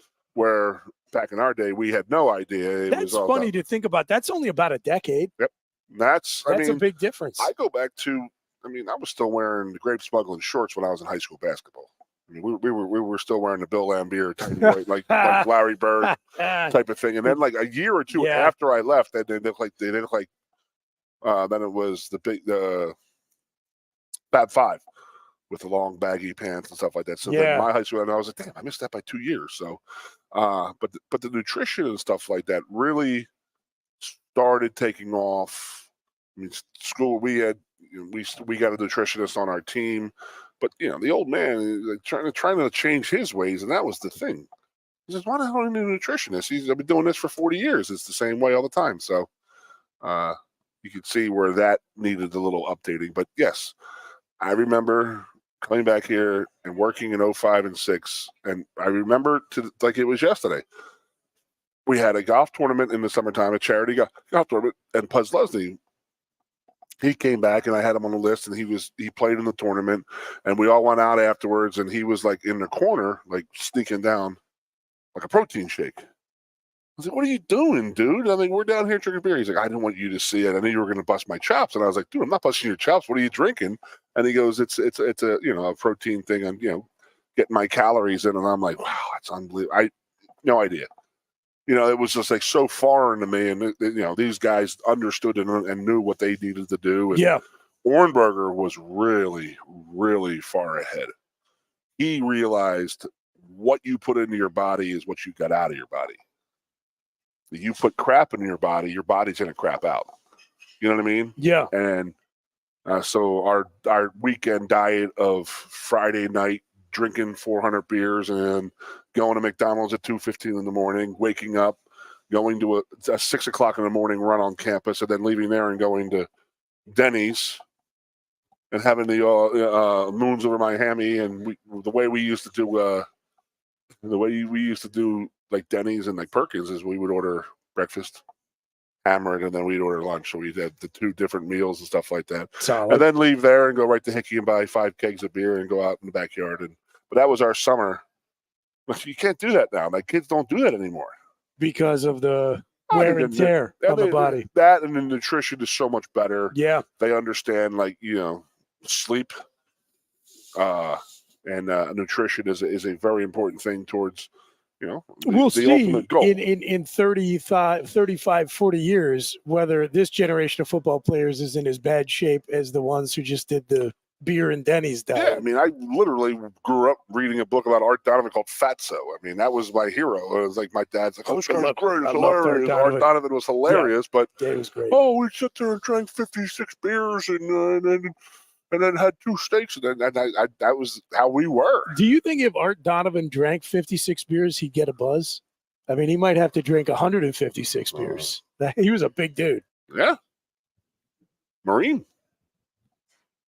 You're tiptoeing around giving me a straight answer on how you feel about the Saquon signing. I'm okay with it. I mean, again, I guess I want to go back to how he mastered the cap was really, he didn't bury himself with running back. If you look at that deal he gave Barkley, it's pretty good. Losing Kelsey and Cox was pretty. I mean, that's another big jump in money that the Eagles got out of that. It makes a difference. But I think it's a friendly deal for Saquon, but I don't think Saquon.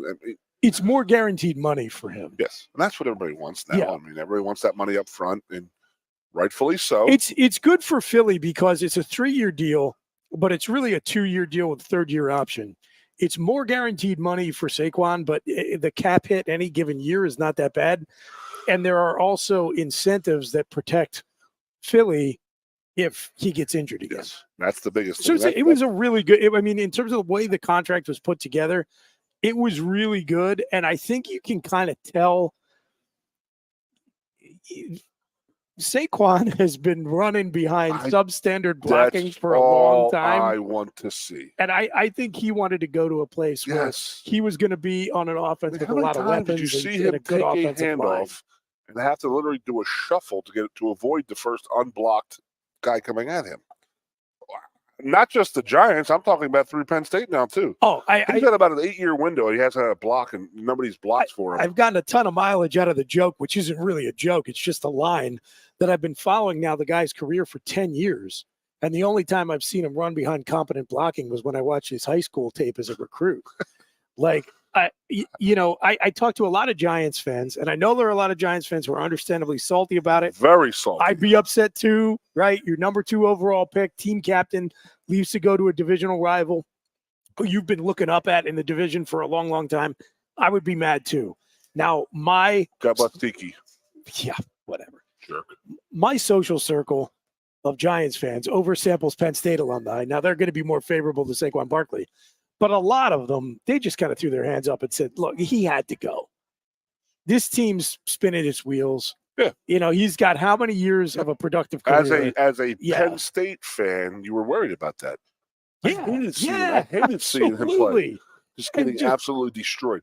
Wasting away in that organization. How happy and crazy would you get if you see him take the first play of the Rose Bowl when we scored a touchdown against Oregon, take a pitch with a 265-pound fullback in front of him, blowing up an outside linebacker, and he's running downhill. I've never seen him do it. I can't imagine. I did watch some highlights of the day. Remember that Iowa game when he was running out of bounds and it just like literally stops in midair and then cuts back? Yes. I mean, I remember watching that at the time, and I was like, what the hell did I just see? And I did it again. I watched it again, and I said, what did I just see? Wow. The linebacker in that, there was the 2016 Iowa game. I'm sorry, it's 2017 Iowa game at Iowa. The linebacker who he was playing cat and mouse with all night was Josie Jewell, who was one of the top 5 free agent linebacker contracts signed this offseason. So that was not Joe Schmo. Yes. He was going up against. And that play you're talking about, that was on the final drive where he's going down the sideline and just stops like he is at a complete stop, and then cuts back at goes from 0 to 60 like Elon's new supercar. But the beeline, he was good. I mean, there's no way he did not. How did he stop his momentum at that angle? It looked like it defied the laws of physics. And Josie Jewell was just like helpless. What could you do? What could you do? Lawrence Taylor couldn't have caught him on that play. And it's just, how did he not win the Heisman, dude? Well, it's, as you know, at that point very of the tough season, for a running back to win it. At that point of the season, and then we had the Ohio State game. And remember the first play of the Ohio State game? He ran the opening kickback. The reason why he didn't win the Heisman Trophy that year was because down the stretch, he was not putting up eye-popping rushing numbers. Penn State was winning, but we were playing the likes of Indiana and Rutgers, and he again was just he was not getting adequate run blocking in those games, and every team was keying in on stopping him. Honestly, I think at one point or another, whether anybody ever said it out loud on their sideline or in their locker room, I think Rutgers decided, like, look, there's no way we're winning this game or coming close, but we're going to make sure that guy doesn't get that Heisman Trophy. So, yeah. But anyway, he's an Eagle now, and we like it. It was so funny. We were talking about, like me and Matt today were talking. They're both Zephyrs, right? Yeah. Well, he wasn't. He was, I believe, well, maybe he was, but I know he's from the area. He's from the area, at least. But we were talking, like, Oh, yeah, you're right. I think cool Millen went to a different high school. I think. No, why was Saquon at our pro day last week? He played with none of these guys. It's pretty cool. Oh, yeah, yeah. And then we were sitting there saying, I was like, that's pretty cool. I mean, I know Trace came back and spoke to the team, and he spoke to a bunch of different people and stuff like that. Now, Trace is also a free agent. Did you see what he was doing? He was a camp arm at the combine. Oh, is that So right? I think he was throwing for the combine guys. He's trying to find a team. Yeah, I know. So I understand why he's there. Talking to some USFL teams. Yeah, so I understand why he's there.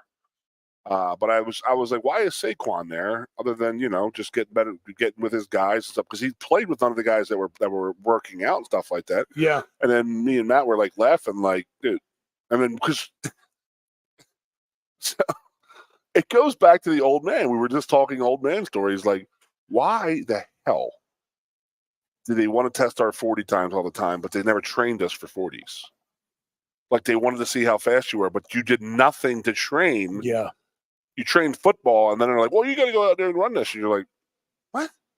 So, like, Monday was pro day, right? Yes.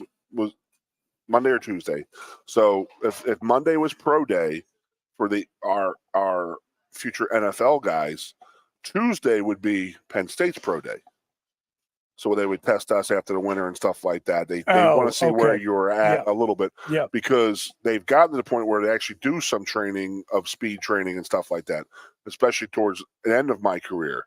But JT was always complaining because he was like, we don't train for these things, and you ask, why aren't our guys getting faster? Like, why would they get faster if they have not trained? If they're not training to run a 40 or a pro agility or a shuttle, if you're not training for that, why are you testing them on that? And then Joe would be like, well, we're getting slower. I don't know why we're getting slower. He's like, because you're worried about plays and you're worried about football. We're not training for those type of things. The guys don't get faster without training those muscles. you know? Yeah. And that's another thing that has changed dramatically since my time and then what we're at now. With the off-season training and stuff like that for speed training, and then our guys going. I mean, the last 5 years. I mean, I don't think anybody's had better combines than Penn State guys.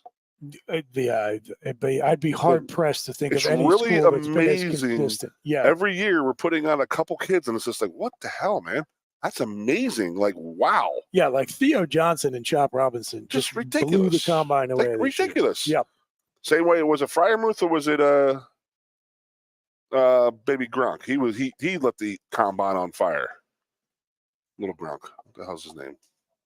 Gesicki had a he lit it up too. Really good combine. So I mean, it goes back. I mean, hey, if you're training for that, and me and Millen were laughing because back in the day when the NFL scouts were there, like a guy like OJ or Kijana, they were like, "Oh, I popped a hamstring. I can't run today." Like, why would you want an NFL team to have a number on you? Yeah. Like, think about that. But they're going to be sitting in their off-season meetings and say, "Hey, what about this McDuffie kid at Penn State?" And then one scout's going to say, "I got him at a 4.92." Do you know what somebody ought to do? Somebody ought to go back and maybe I'll sit at home with a beer in Microsoft Excel and do this one How many day, beers? but maybe multiple beers. But correlate your combine 40 time to your NFL production, because I forget who it was. There was some the Xavier Thomas is the receiver from Texas this year that ran the super fast 40-yard time. They showed this list of all the fastest 40-yard dash times. Darius Hayward Bay. They all stunk. Not all of them, but most of them were these guys. Not only were they not productive in the NFL, they were complete busts. And they were drafted way too high because a guy like Al Davis, he wanted speed. Right. And he saw speed. That's how you win football games. Jerry Rice doesn't have speed, but he won a lot of football games. That's why Bill Walsh changed the game. He really did. He changed the game more than people give him credit for. He really did. Oh, I'm with you, man. I think, Bill Walsh is the best. I just used a Bill Walsh reference today, and this will let us move to the next Eagles /Steelers conversation topic. I was talking about what the Steelers are doing with their quarterback room, which is just an unbelievably big gamble if you are building your team to win now, which if you look at the investment they've made on defense, they clearly are. Yes, I said this is either going to be brilliant or idiotic. It's either going to be Bill Walsh's brain neural linked to a quantum computer, or it's going to be the worst non-Browns management of the quarterback position in league history. So let's just talk about that before we talk about Pickett on the Eagles. I am curious about your feelings about what the Steelers have done at quarterback since the end of the season. Created. So they go from Kenny Pickett, Mitchell Trubisky, and Mason Rudolph. Mason Rudolph got completely disrespected in this whole situation. It's just allegedly, his agent was told that Pittsburgh was going to re-sign him to the point where he arrived in town to talk to Omar Khan, thinking he was going to talk through the last details of the contract, and was instead told, we're cutting your client. So they had apparently, and again, this is third, fourth hand at this point. So this is getting. But I've seen it mentioned a few times. Allegedly, presented as rumor. Take it with a grain of salt. Sure. That Mason Rudolph was told he was going to be re-signed. His representation was under the impression that he would be, and then instead they said no. Was it the same thing that Kenny Pickett was told? You're not going to be, or you're not the starting quarterback. You got to compete for it. Well, that supposedly is what he was told, and then he was told after the Russ Wilson signing. Rudolph or Kenny? That's what I'm saying. Oh, I think Rudolph was told he'd be re-signed, not that he would be the starter. He's a backup. I mean, Mason Rudolph has to realize he's a backup. Correct. Yeah, which is what he is in Tennessee. Yeah, I mean, he's a high-end backup. I don't get what the Steelers are doing, honestly. The Russell Wilson thing, genius. Because if it goes bad, what did you spend? Super low risk. Completely no risk. Yep. You lose $1.2 million. But I'll tell you what, you don't have Mason Rudolph behind him. I don't understand the Fields thing. I really don't get the Justin Fields thing. I don't. I mean, you gave up nothing. You gave nothing. They gave up nothing. They gave up a conditional 6th round pick. So it's a 6th round pick But in next year's draft that can turn into a 4th if he plays a lot. Do you think that he is going to be the consummate backup if he doesn't win the job? I just don't see it. I just don't see him accepting the fact that Russell Wilson is going to be the quarterback. I think there's going to be some tension either way. I think it would actually be, in terms of the locker room, I think it would be worse if Fields beats out Russ than the other way around. Because Fields has been kicked around so much. I think he will then view he'll just say, okay, I got to completely, as he should be. If I'm Justin Fields, I'm not happy with what just went down. No, not at all. With what the Bears have now bought in with their receivers and their offensive line and their defense, they completely changed their team. Yes. And then they get rid of him. Yep. Like, hey, thanks for the 3 years. We're just getting the living tar kicked out of you. Yep. And then everybody in the world blaming you for a horrible offensive line. Mm-hmm. Horrible. Right up there with the Giants. Ironhead will always say this. If you, it's, and I will too. I mean, it's the NFL is a lot of luck in where you go. Mm-hmm. A lot of luck. So a guy like Jalen Hurts goes to the Bears and Justin Fields goes to the Eagles. What's going on there? I don't think Justin Fields has as good of a career in Philly as Jalen Hurts has. And Jalen Hurts, I think, is better on the Bears than Justin Fields was, but I think Jalen Hurts has got a lot of answers. He has to answer a lot of questions this coming year. Stuff that he should not have to be answering, but he has to. He signed a monster contract last year, and I mean, they started off great, but he was not great, and then he sure as hell did not end up great. I mean, I thought he was hurt all year. He just looked hurt to me. I think he was. I think there was a lot going on, but look, I don't know. The Bears organization would have been a little bit better off. The Eagles would have been a little bit worse off, but Hurts would have looked worse than he has, and Fields would have looked better than he has, and maybe could have developed. That again, that's to me the question with Justin Fields. Yep. I don't think he really wants it. Does he? Yeah. Is his ceiling like a top 20 starter in the NFL? And I don't know. I just don't know that it is. Like, he could be in the best organization with the best coaching and the best weapons around him. I don't know if he's ever a top 20, let alone top 12. That's my dividing line. You know, you're a top 12 guy. Yep. I don't think he's a top 12 guy. Is Hurts? Yeah, I think so. Because of what Hurts has around him? Little column A, little column B. Okay. I mean, if you're great and you're if you're Archie Manning and you're on the Saints and they stink, you're not going to single-handedly make the Saints not stink. You were with me. We were both of the same. We hated the Jalen Hurts pick. Well, I despised it when it happened. Yeah, because they had just spent $100 million on Carson Wentz. Jalen Hurts was my favorite ever college football player. Yep. I love that guy, and I did not begin liking him. I love how he ended his career. And that was when he lost his job. He didn't complain. He didn't cry. He didn't, I'm going to go transfer portal. He stuck it out, graduated, and then moved on to Oklahoma. Yep. And then he became a second pick to a great team. And by the way, totally pulled a Drew Bledsoe in the SEC championship game. Exactly. Came in. You know what I'm talking about? Somebody's, same. The Tom Brady year, Drew Bledsoe had to win the AFC title game for them. Yeah. Yep. So after the tuck. Yeah. Right. Yep. Yeah. So I mean, I love Jalen Hurts as a human being and as a person and stuff like that, but he regressed to me in the last 8 games of last year, really bad, to the point where I'm like, okay, it's alarming. Should we be alarmed at this? I don't know. Yeah, I'm still not too worried about it. So with that said, I'm not hating the Pickett thing.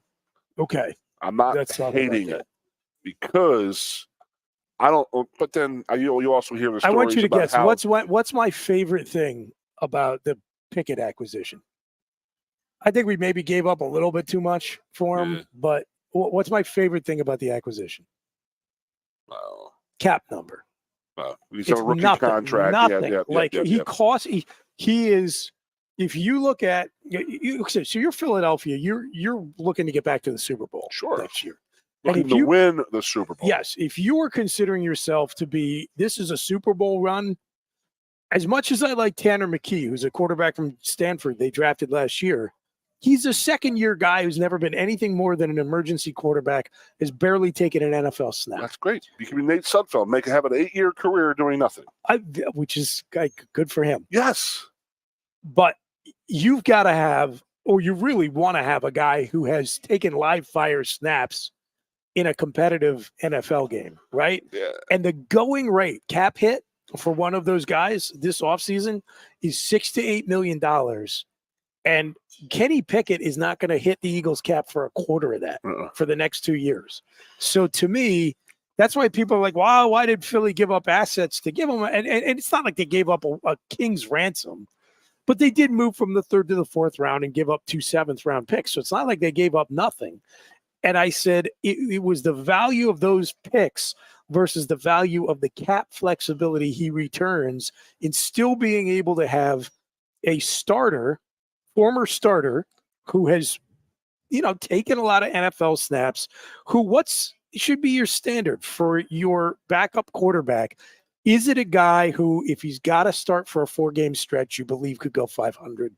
With Philly's offense, I think Kenny Pickett could probably do that. Huh?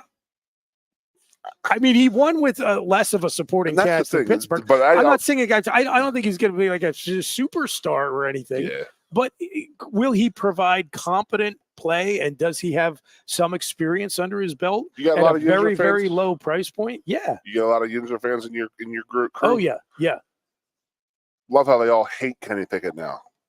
This time last year, they're like, "Oh, he's the next big." Yeah, I mean, you couldn't speak bad about it because they would get I mad. oversample Penn State fans, so there's been a lot of Kenny Pickett hostility from right out of the gate because of Pitt. Yeah. Well, it's not like I love Avonte Maddox, right? Like if you're a Pitt guy and you come to my team, then I'm rooting for you to do well. So I don't think there was animosity towards Pickett because he played for Pitt. Yep. I think it was just like icing on the cake. It was like, look, I don't believe in this guy. I don't think he should be a top 20 pick. He's not a first rounder, and I don't think he can start for us. And he went to Pitt, so now I really don't like him. I think it was more of that. But they were hoping he could do well, but suspecting that he would. It's just funny to me how they act, the Yinzers. They're like, oh, what's your problem now? Yeah, he stinks, but you were literally ready to fight me last year over Kenny Pickett. You know what I mean? The Yinzers are funny. The irrational sports fan brain is a beautiful thing. Yes. And it's got 2 different dialects in this state, for sure. I am curious to get your just general football perspective, since Fields is wrapped up in this and you wanted to talk about Caleb Williams, on what the Bears did with flipping Fields for nothing. I mean, less than a bag of hammers and going all in now, it seems like, on selecting Caleb Williams. The Bears have 4 picks in this draft. Correct. 2 in the top 9. Yes. That's amazing. 4 total picks. Yep. I mean, they should have gotten some more for whatever the hell his name is. Jeez. For Fields. Yeah, they should have gotten some more. I mean, a little now, to be fair, late round draft picks and stuff two like of the picks went in the Keenan Allen trade. Yes. Okay. So they had the picks. So that's a nice. But even to have 6 picks, it's not that much. I just don't think the Bears. I mean, you think the Bears like Caleb Williams that much that they're willing to get rid of Fields? Clearly, I just don't think they like Fields. I think that's where it's at. I don't think that they liked him. Obviously they didn't think that much of him. All I'm hearing from people that you and I know is that, it's a classic last guy in, first guy out, when it's got to be completely opposite of that when you're the quarterback. Is that right? Yeah. And it's a little bit of that and a little bit of he's not really doing the homework and at night and during the week. And what do you think about Caleb Williams? I don't like him. I don't even remotely want to like him because of how he has acted in the last year. And it's really making me question myself because, every expert, I can't remember a time when I have been so far, there's been so much a gap between what all the experts say is the best player and what I think about the guy. Like, no way, like under no circumstances. I don't think. Now, to be fair, I haven't sat and watched a bunch of Caleb Williams question for you. I wouldn't draft him number one. But overall. I mean, I don't know if it's true or not. But if his father did say we want ownership, yeah, I don't know if that's true or not. I would love to know because it's got knocked out right away, and that is saying it's illegal for that to happen. That cannot happen. Yeah, but sure, of course. The fact that it's even being broached is, if it's real, that would be just another red flag. For completely sure, right? entitled athlete coming in here who's completely irrational about what about how he thinks of himself. So if I were the Bears, yep. My view of the quarterback situation is that if I am taking a guess, and look, by all means, feel free to old takes expose me if Caleb Williams is hosting a Lombardi Trophy in Chicago in a few years. That'd be funny. I don't think Williams or Fields is a guy. Like most people present it as a binary, like which quarterback are you going to go with? I don't really think either one of them is destined to be a Super Bowl winning quarterback. You're talking about the Steelers still? No, I'm talking about Chicago. Fields versus Williams. Gotcha. Because right now it's like, do we trade the pick, or do we, in which case we keep Fields, or do we select Williams, in which case we got to unload our current guy because we don't want to have them both. Number one, what I would have done if I were the Bears is I would have traded one to Washington because Williams is a Washington guy. But do you think Washington wanted that? I think I could have made that deal work. They went through who was the guy from Ohio State who passed that they took a first over? The Redskins took. I know exactly who you mean. I can't picture him, and I can't think of his name. He passed away, obviously. Yeah. But I think they may have learned a hard lesson there, and that is, it's you don't want to recruit a guy to come home. I mean, maybe it's a new regime in Washington, though. Yeah, I got you. Okay. So, well, let's say Washington was willing to deal. Yep. There is a perception of Caleb Williams that he is this like generational prospect, which makes your number one overall pick. Do you see it? No, but it doesn't matter whether I see it. If other teams see it, all the better, because then that means I'm selling them a bill of goods, but they're willing buyers for it. So there are multiple quarterback needy teams that you could bid against each other to flip that number one pick. And I would target Washington and try to get the best haul I could get so I could go from 1 to 2. Okay. Then I would trade 2. Then the remaining quarterback needy teams, I'd be like, who wants their pick of the next guy on your board? I did hear that Minnesota is loading up right now. They're moving around. They have 2 first-round picks, so they can try to move up. They're trying to package up and trying to get it. Now, I have another question. If I was a Bears GM, I would trade down. I would trade from 1 to 2. I would trade down out of 2, and I would trade down out of 9 because I'd be more interested in accumulating players and assets. Bears with the top of the draft. Bears. Yeah. Then why would you? Then why get rid of Fields if you don't like him? You know what I mean? If you're willing to drop out of that position, you have a quarterback in your spot already. That's what I'm saying. Yeah. I would roll with him for another year, and then I would go back and look at the quarterback what I'm saying. spot. I don't think the Bears like Justin Fields. Well, and what I don't understand is why they accepted so little in return for him, because at this point, even if you're like, okay, we're going to draft Caleb Williams and we're done with Justin Fields, you still got him under contract for another year. I have a question. Why wouldn't you hold on to him until camp, see if there was a starter who got hurt or something and he was worth more? And if he was at this point only worth a conditional 6th-round draft pick, at the very worst case scenario, you get through to the end of the summer, nobody ever called you about him. You just cut him and let him go.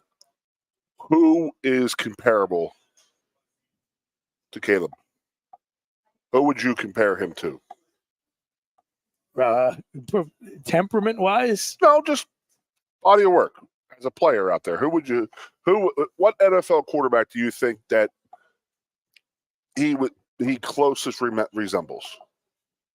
And I don't really have one. So maybe he is dynamic.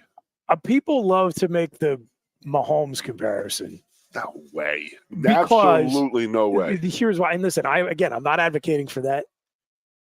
I get it. They put side by side the tape of both of them throwing on the run.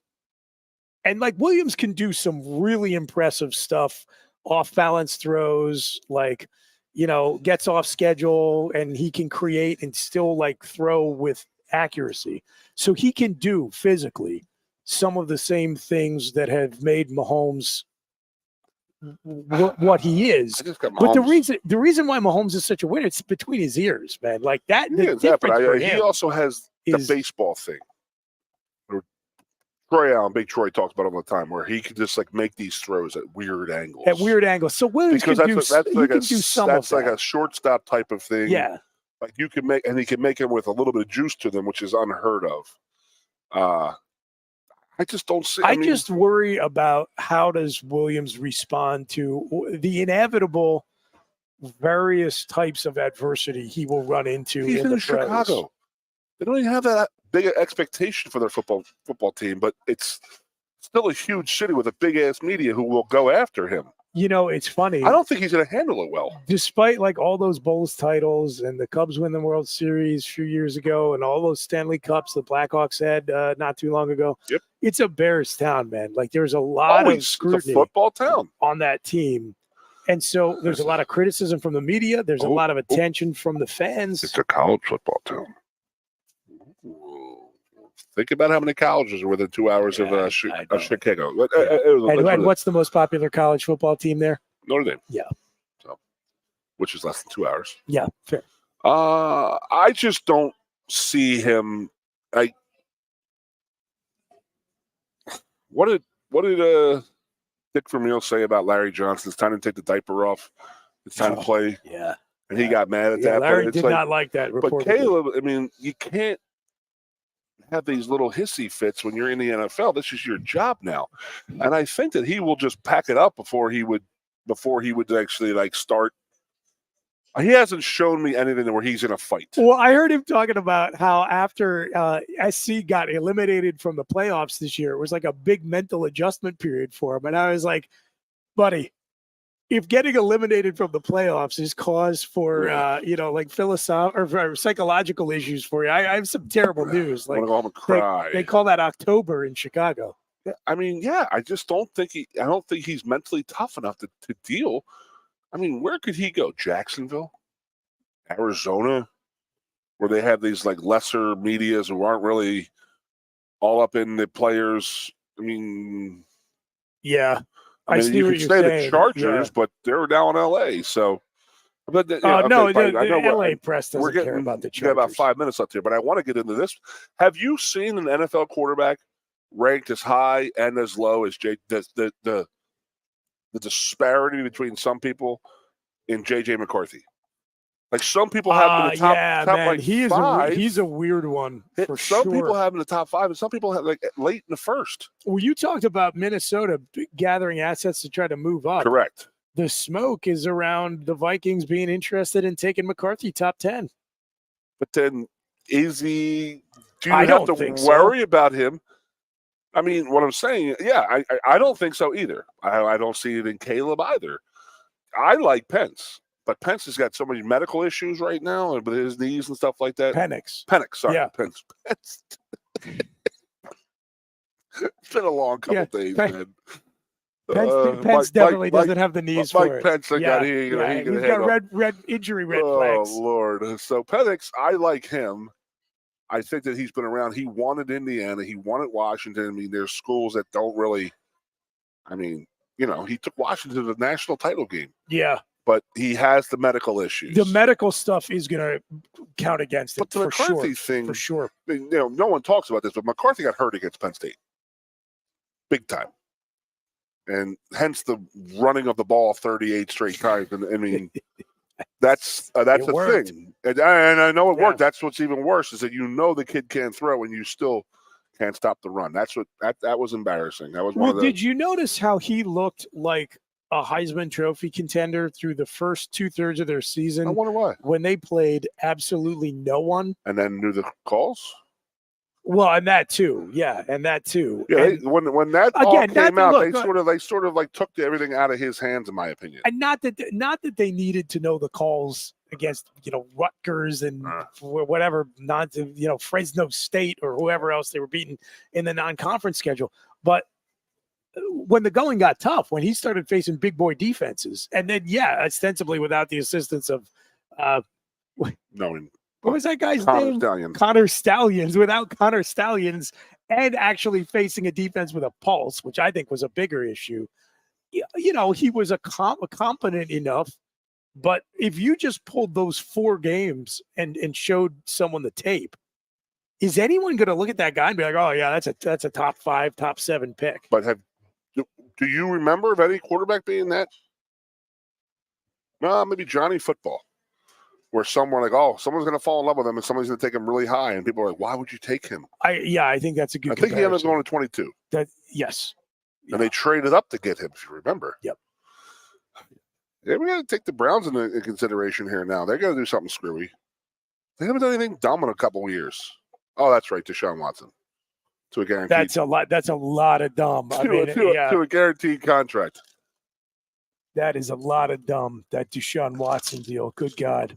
Yeah, but I know we'll get much, much, much more draft stuff going on, but I don't know, man. It is fun. I do enjoy talking about it and watching how it does progress and stuff like that. But yeah, the McCarthy thing is just odd to me because they just don't. Some have them high and some don't even have them up there. But then again, let's go back to Caleb now. He has said repeatedly, I do not want to play for the Bears. Oh, now he's backed off of that. Why? Because they're going to pay him. Oh, funny how that works, isn't it? Well, I think somebody said, hey, listen, I know he's dad to shut up. Yeah, I know he's like a whatever, like a DMV guy. But if your whole contention is, I don't want to go to Chicago because they're a dumpster fire organization, which I can appreciate. Mm-hmm. You're going to look at Washington and be like, I'd rather go there. Honestly, I do think some of the reluctance to go to the Bears that you've seen dissipate on behalf of Williams is they have made some nice moves. Dude, they've upgraded their offensive line. It's ridiculous. They got DJ Moore already, who came over in the Carolina trade last season. They added Keenan Allen. They added DeAndre Swift, who I think is a nice compliment there. Cole Kmet's a really good tight end. Yep. And to your point, very, very good. It's a lot better than Justin Fields had. Yes. Oh, big time. Again, so that's why I'm saying they didn't like him. There's something about Justin Fields that they didn't like. They wanted him gone. And it's not because they're falling in love with Caleb Williams. They just didn't like Fields. I just don't think they liked him at all. It would be a major upset if they traded away Fields and then did anything other than take Caleb Williams number 1 overall. Right. It's like trading around to get Bryce Young and you let somebody else go. Now, there is a perfect example of a meddling owner. Yep. Correct. Well, Goon. Yeah, buddy. You did a great job. I want to thank everybody for joining us here on the Lion Country Kia Goon and Ironhead show. Ironhead headed out to Kansas City. It went out earlier. To broadcast the NCAA Wrestling Nationals, where we are hopeful your Nittany Lions are going to come back as historic national champions. I want to give you my 2 cents. Okay. Do you think we get 10 on the podiums? I don't. I do. Let's do it. That's what our goal is. All right. And we're going to break 200 points. I love it. Let's slaughter people. So cut heads off and stuff. It'll be me and Mike the Mailman on Thursday talking NCAA tournament brackets. Appreciate it. I'll have a bracket for you. I love it. Thanks, everybody. The Lion Country Kia Goon and Ironhead show signing off. We will be back on Thursday at Quaker Steak Lube from 3 to 5 p.m. on 98.7 The Fox. What does Ironhead always say? Be safe and be good. Coast into fall with a new Kia from Lion Country Kia. Right now, get a 24 Kia Seltos for 5.25% APR for up to 48 months. A new Sportage plug-in hybrid at 0.9% APR. Check out our 23 Sorento hybrid for as low as 4.5% APR. And don't forget, all 2023 and 2024 Kias come with a 10-year, 100,000-mile limited warranty. Stop in and meet with one of our sales experts today and coast into fall at Lion Country Kia. We want to see you in a Kia. Since retiring, I have spent my time searching the countryside for the hottest wings in America. I always seem to end up disappointed. You call these hot? Back off, Luigi. Mamma mia. Look, hands it, busboy. Your wings suck! I knew I should have stuck with Quaker Steak's triple atomic wings. You think I'm tough enough? The Center Hall Farm Store has been serving Center County and beyond for well over a half century. A small family business, the Center Hall Farm Store specializes in animal nutrition and manufactures its feed fresh using local ingredients. Get the best in horse, cow, pig, chicken, and bird feeds. If you're not already a customer, stop in and see why so many of your neighbors are. The Center Hall Farm Store at 110 West Allison Street in Center Hall, or call us at 814-364-1393. Sioka Toyota of Williamsport invites you to stop in today or check us out online. We have the smart path to your next Toyota, like the all-new Crown, BZ4X, the all-new Grand Highlander, Corolla Cross Hybrids, Sequoias, and more. Over 100 new Toyotas here and on the way. Don't make a $1,000 mistake. Choose Sioka Toyota of Williamsport and see the Sioka dealership's difference. Buy or reserve yours today and see for yourself why Sioka Toyota is the only stop you need for your next new car. Sioka Toyota, it just feels right. Ready to be part of something bigger? Come pave the road to success at Glen O'Hara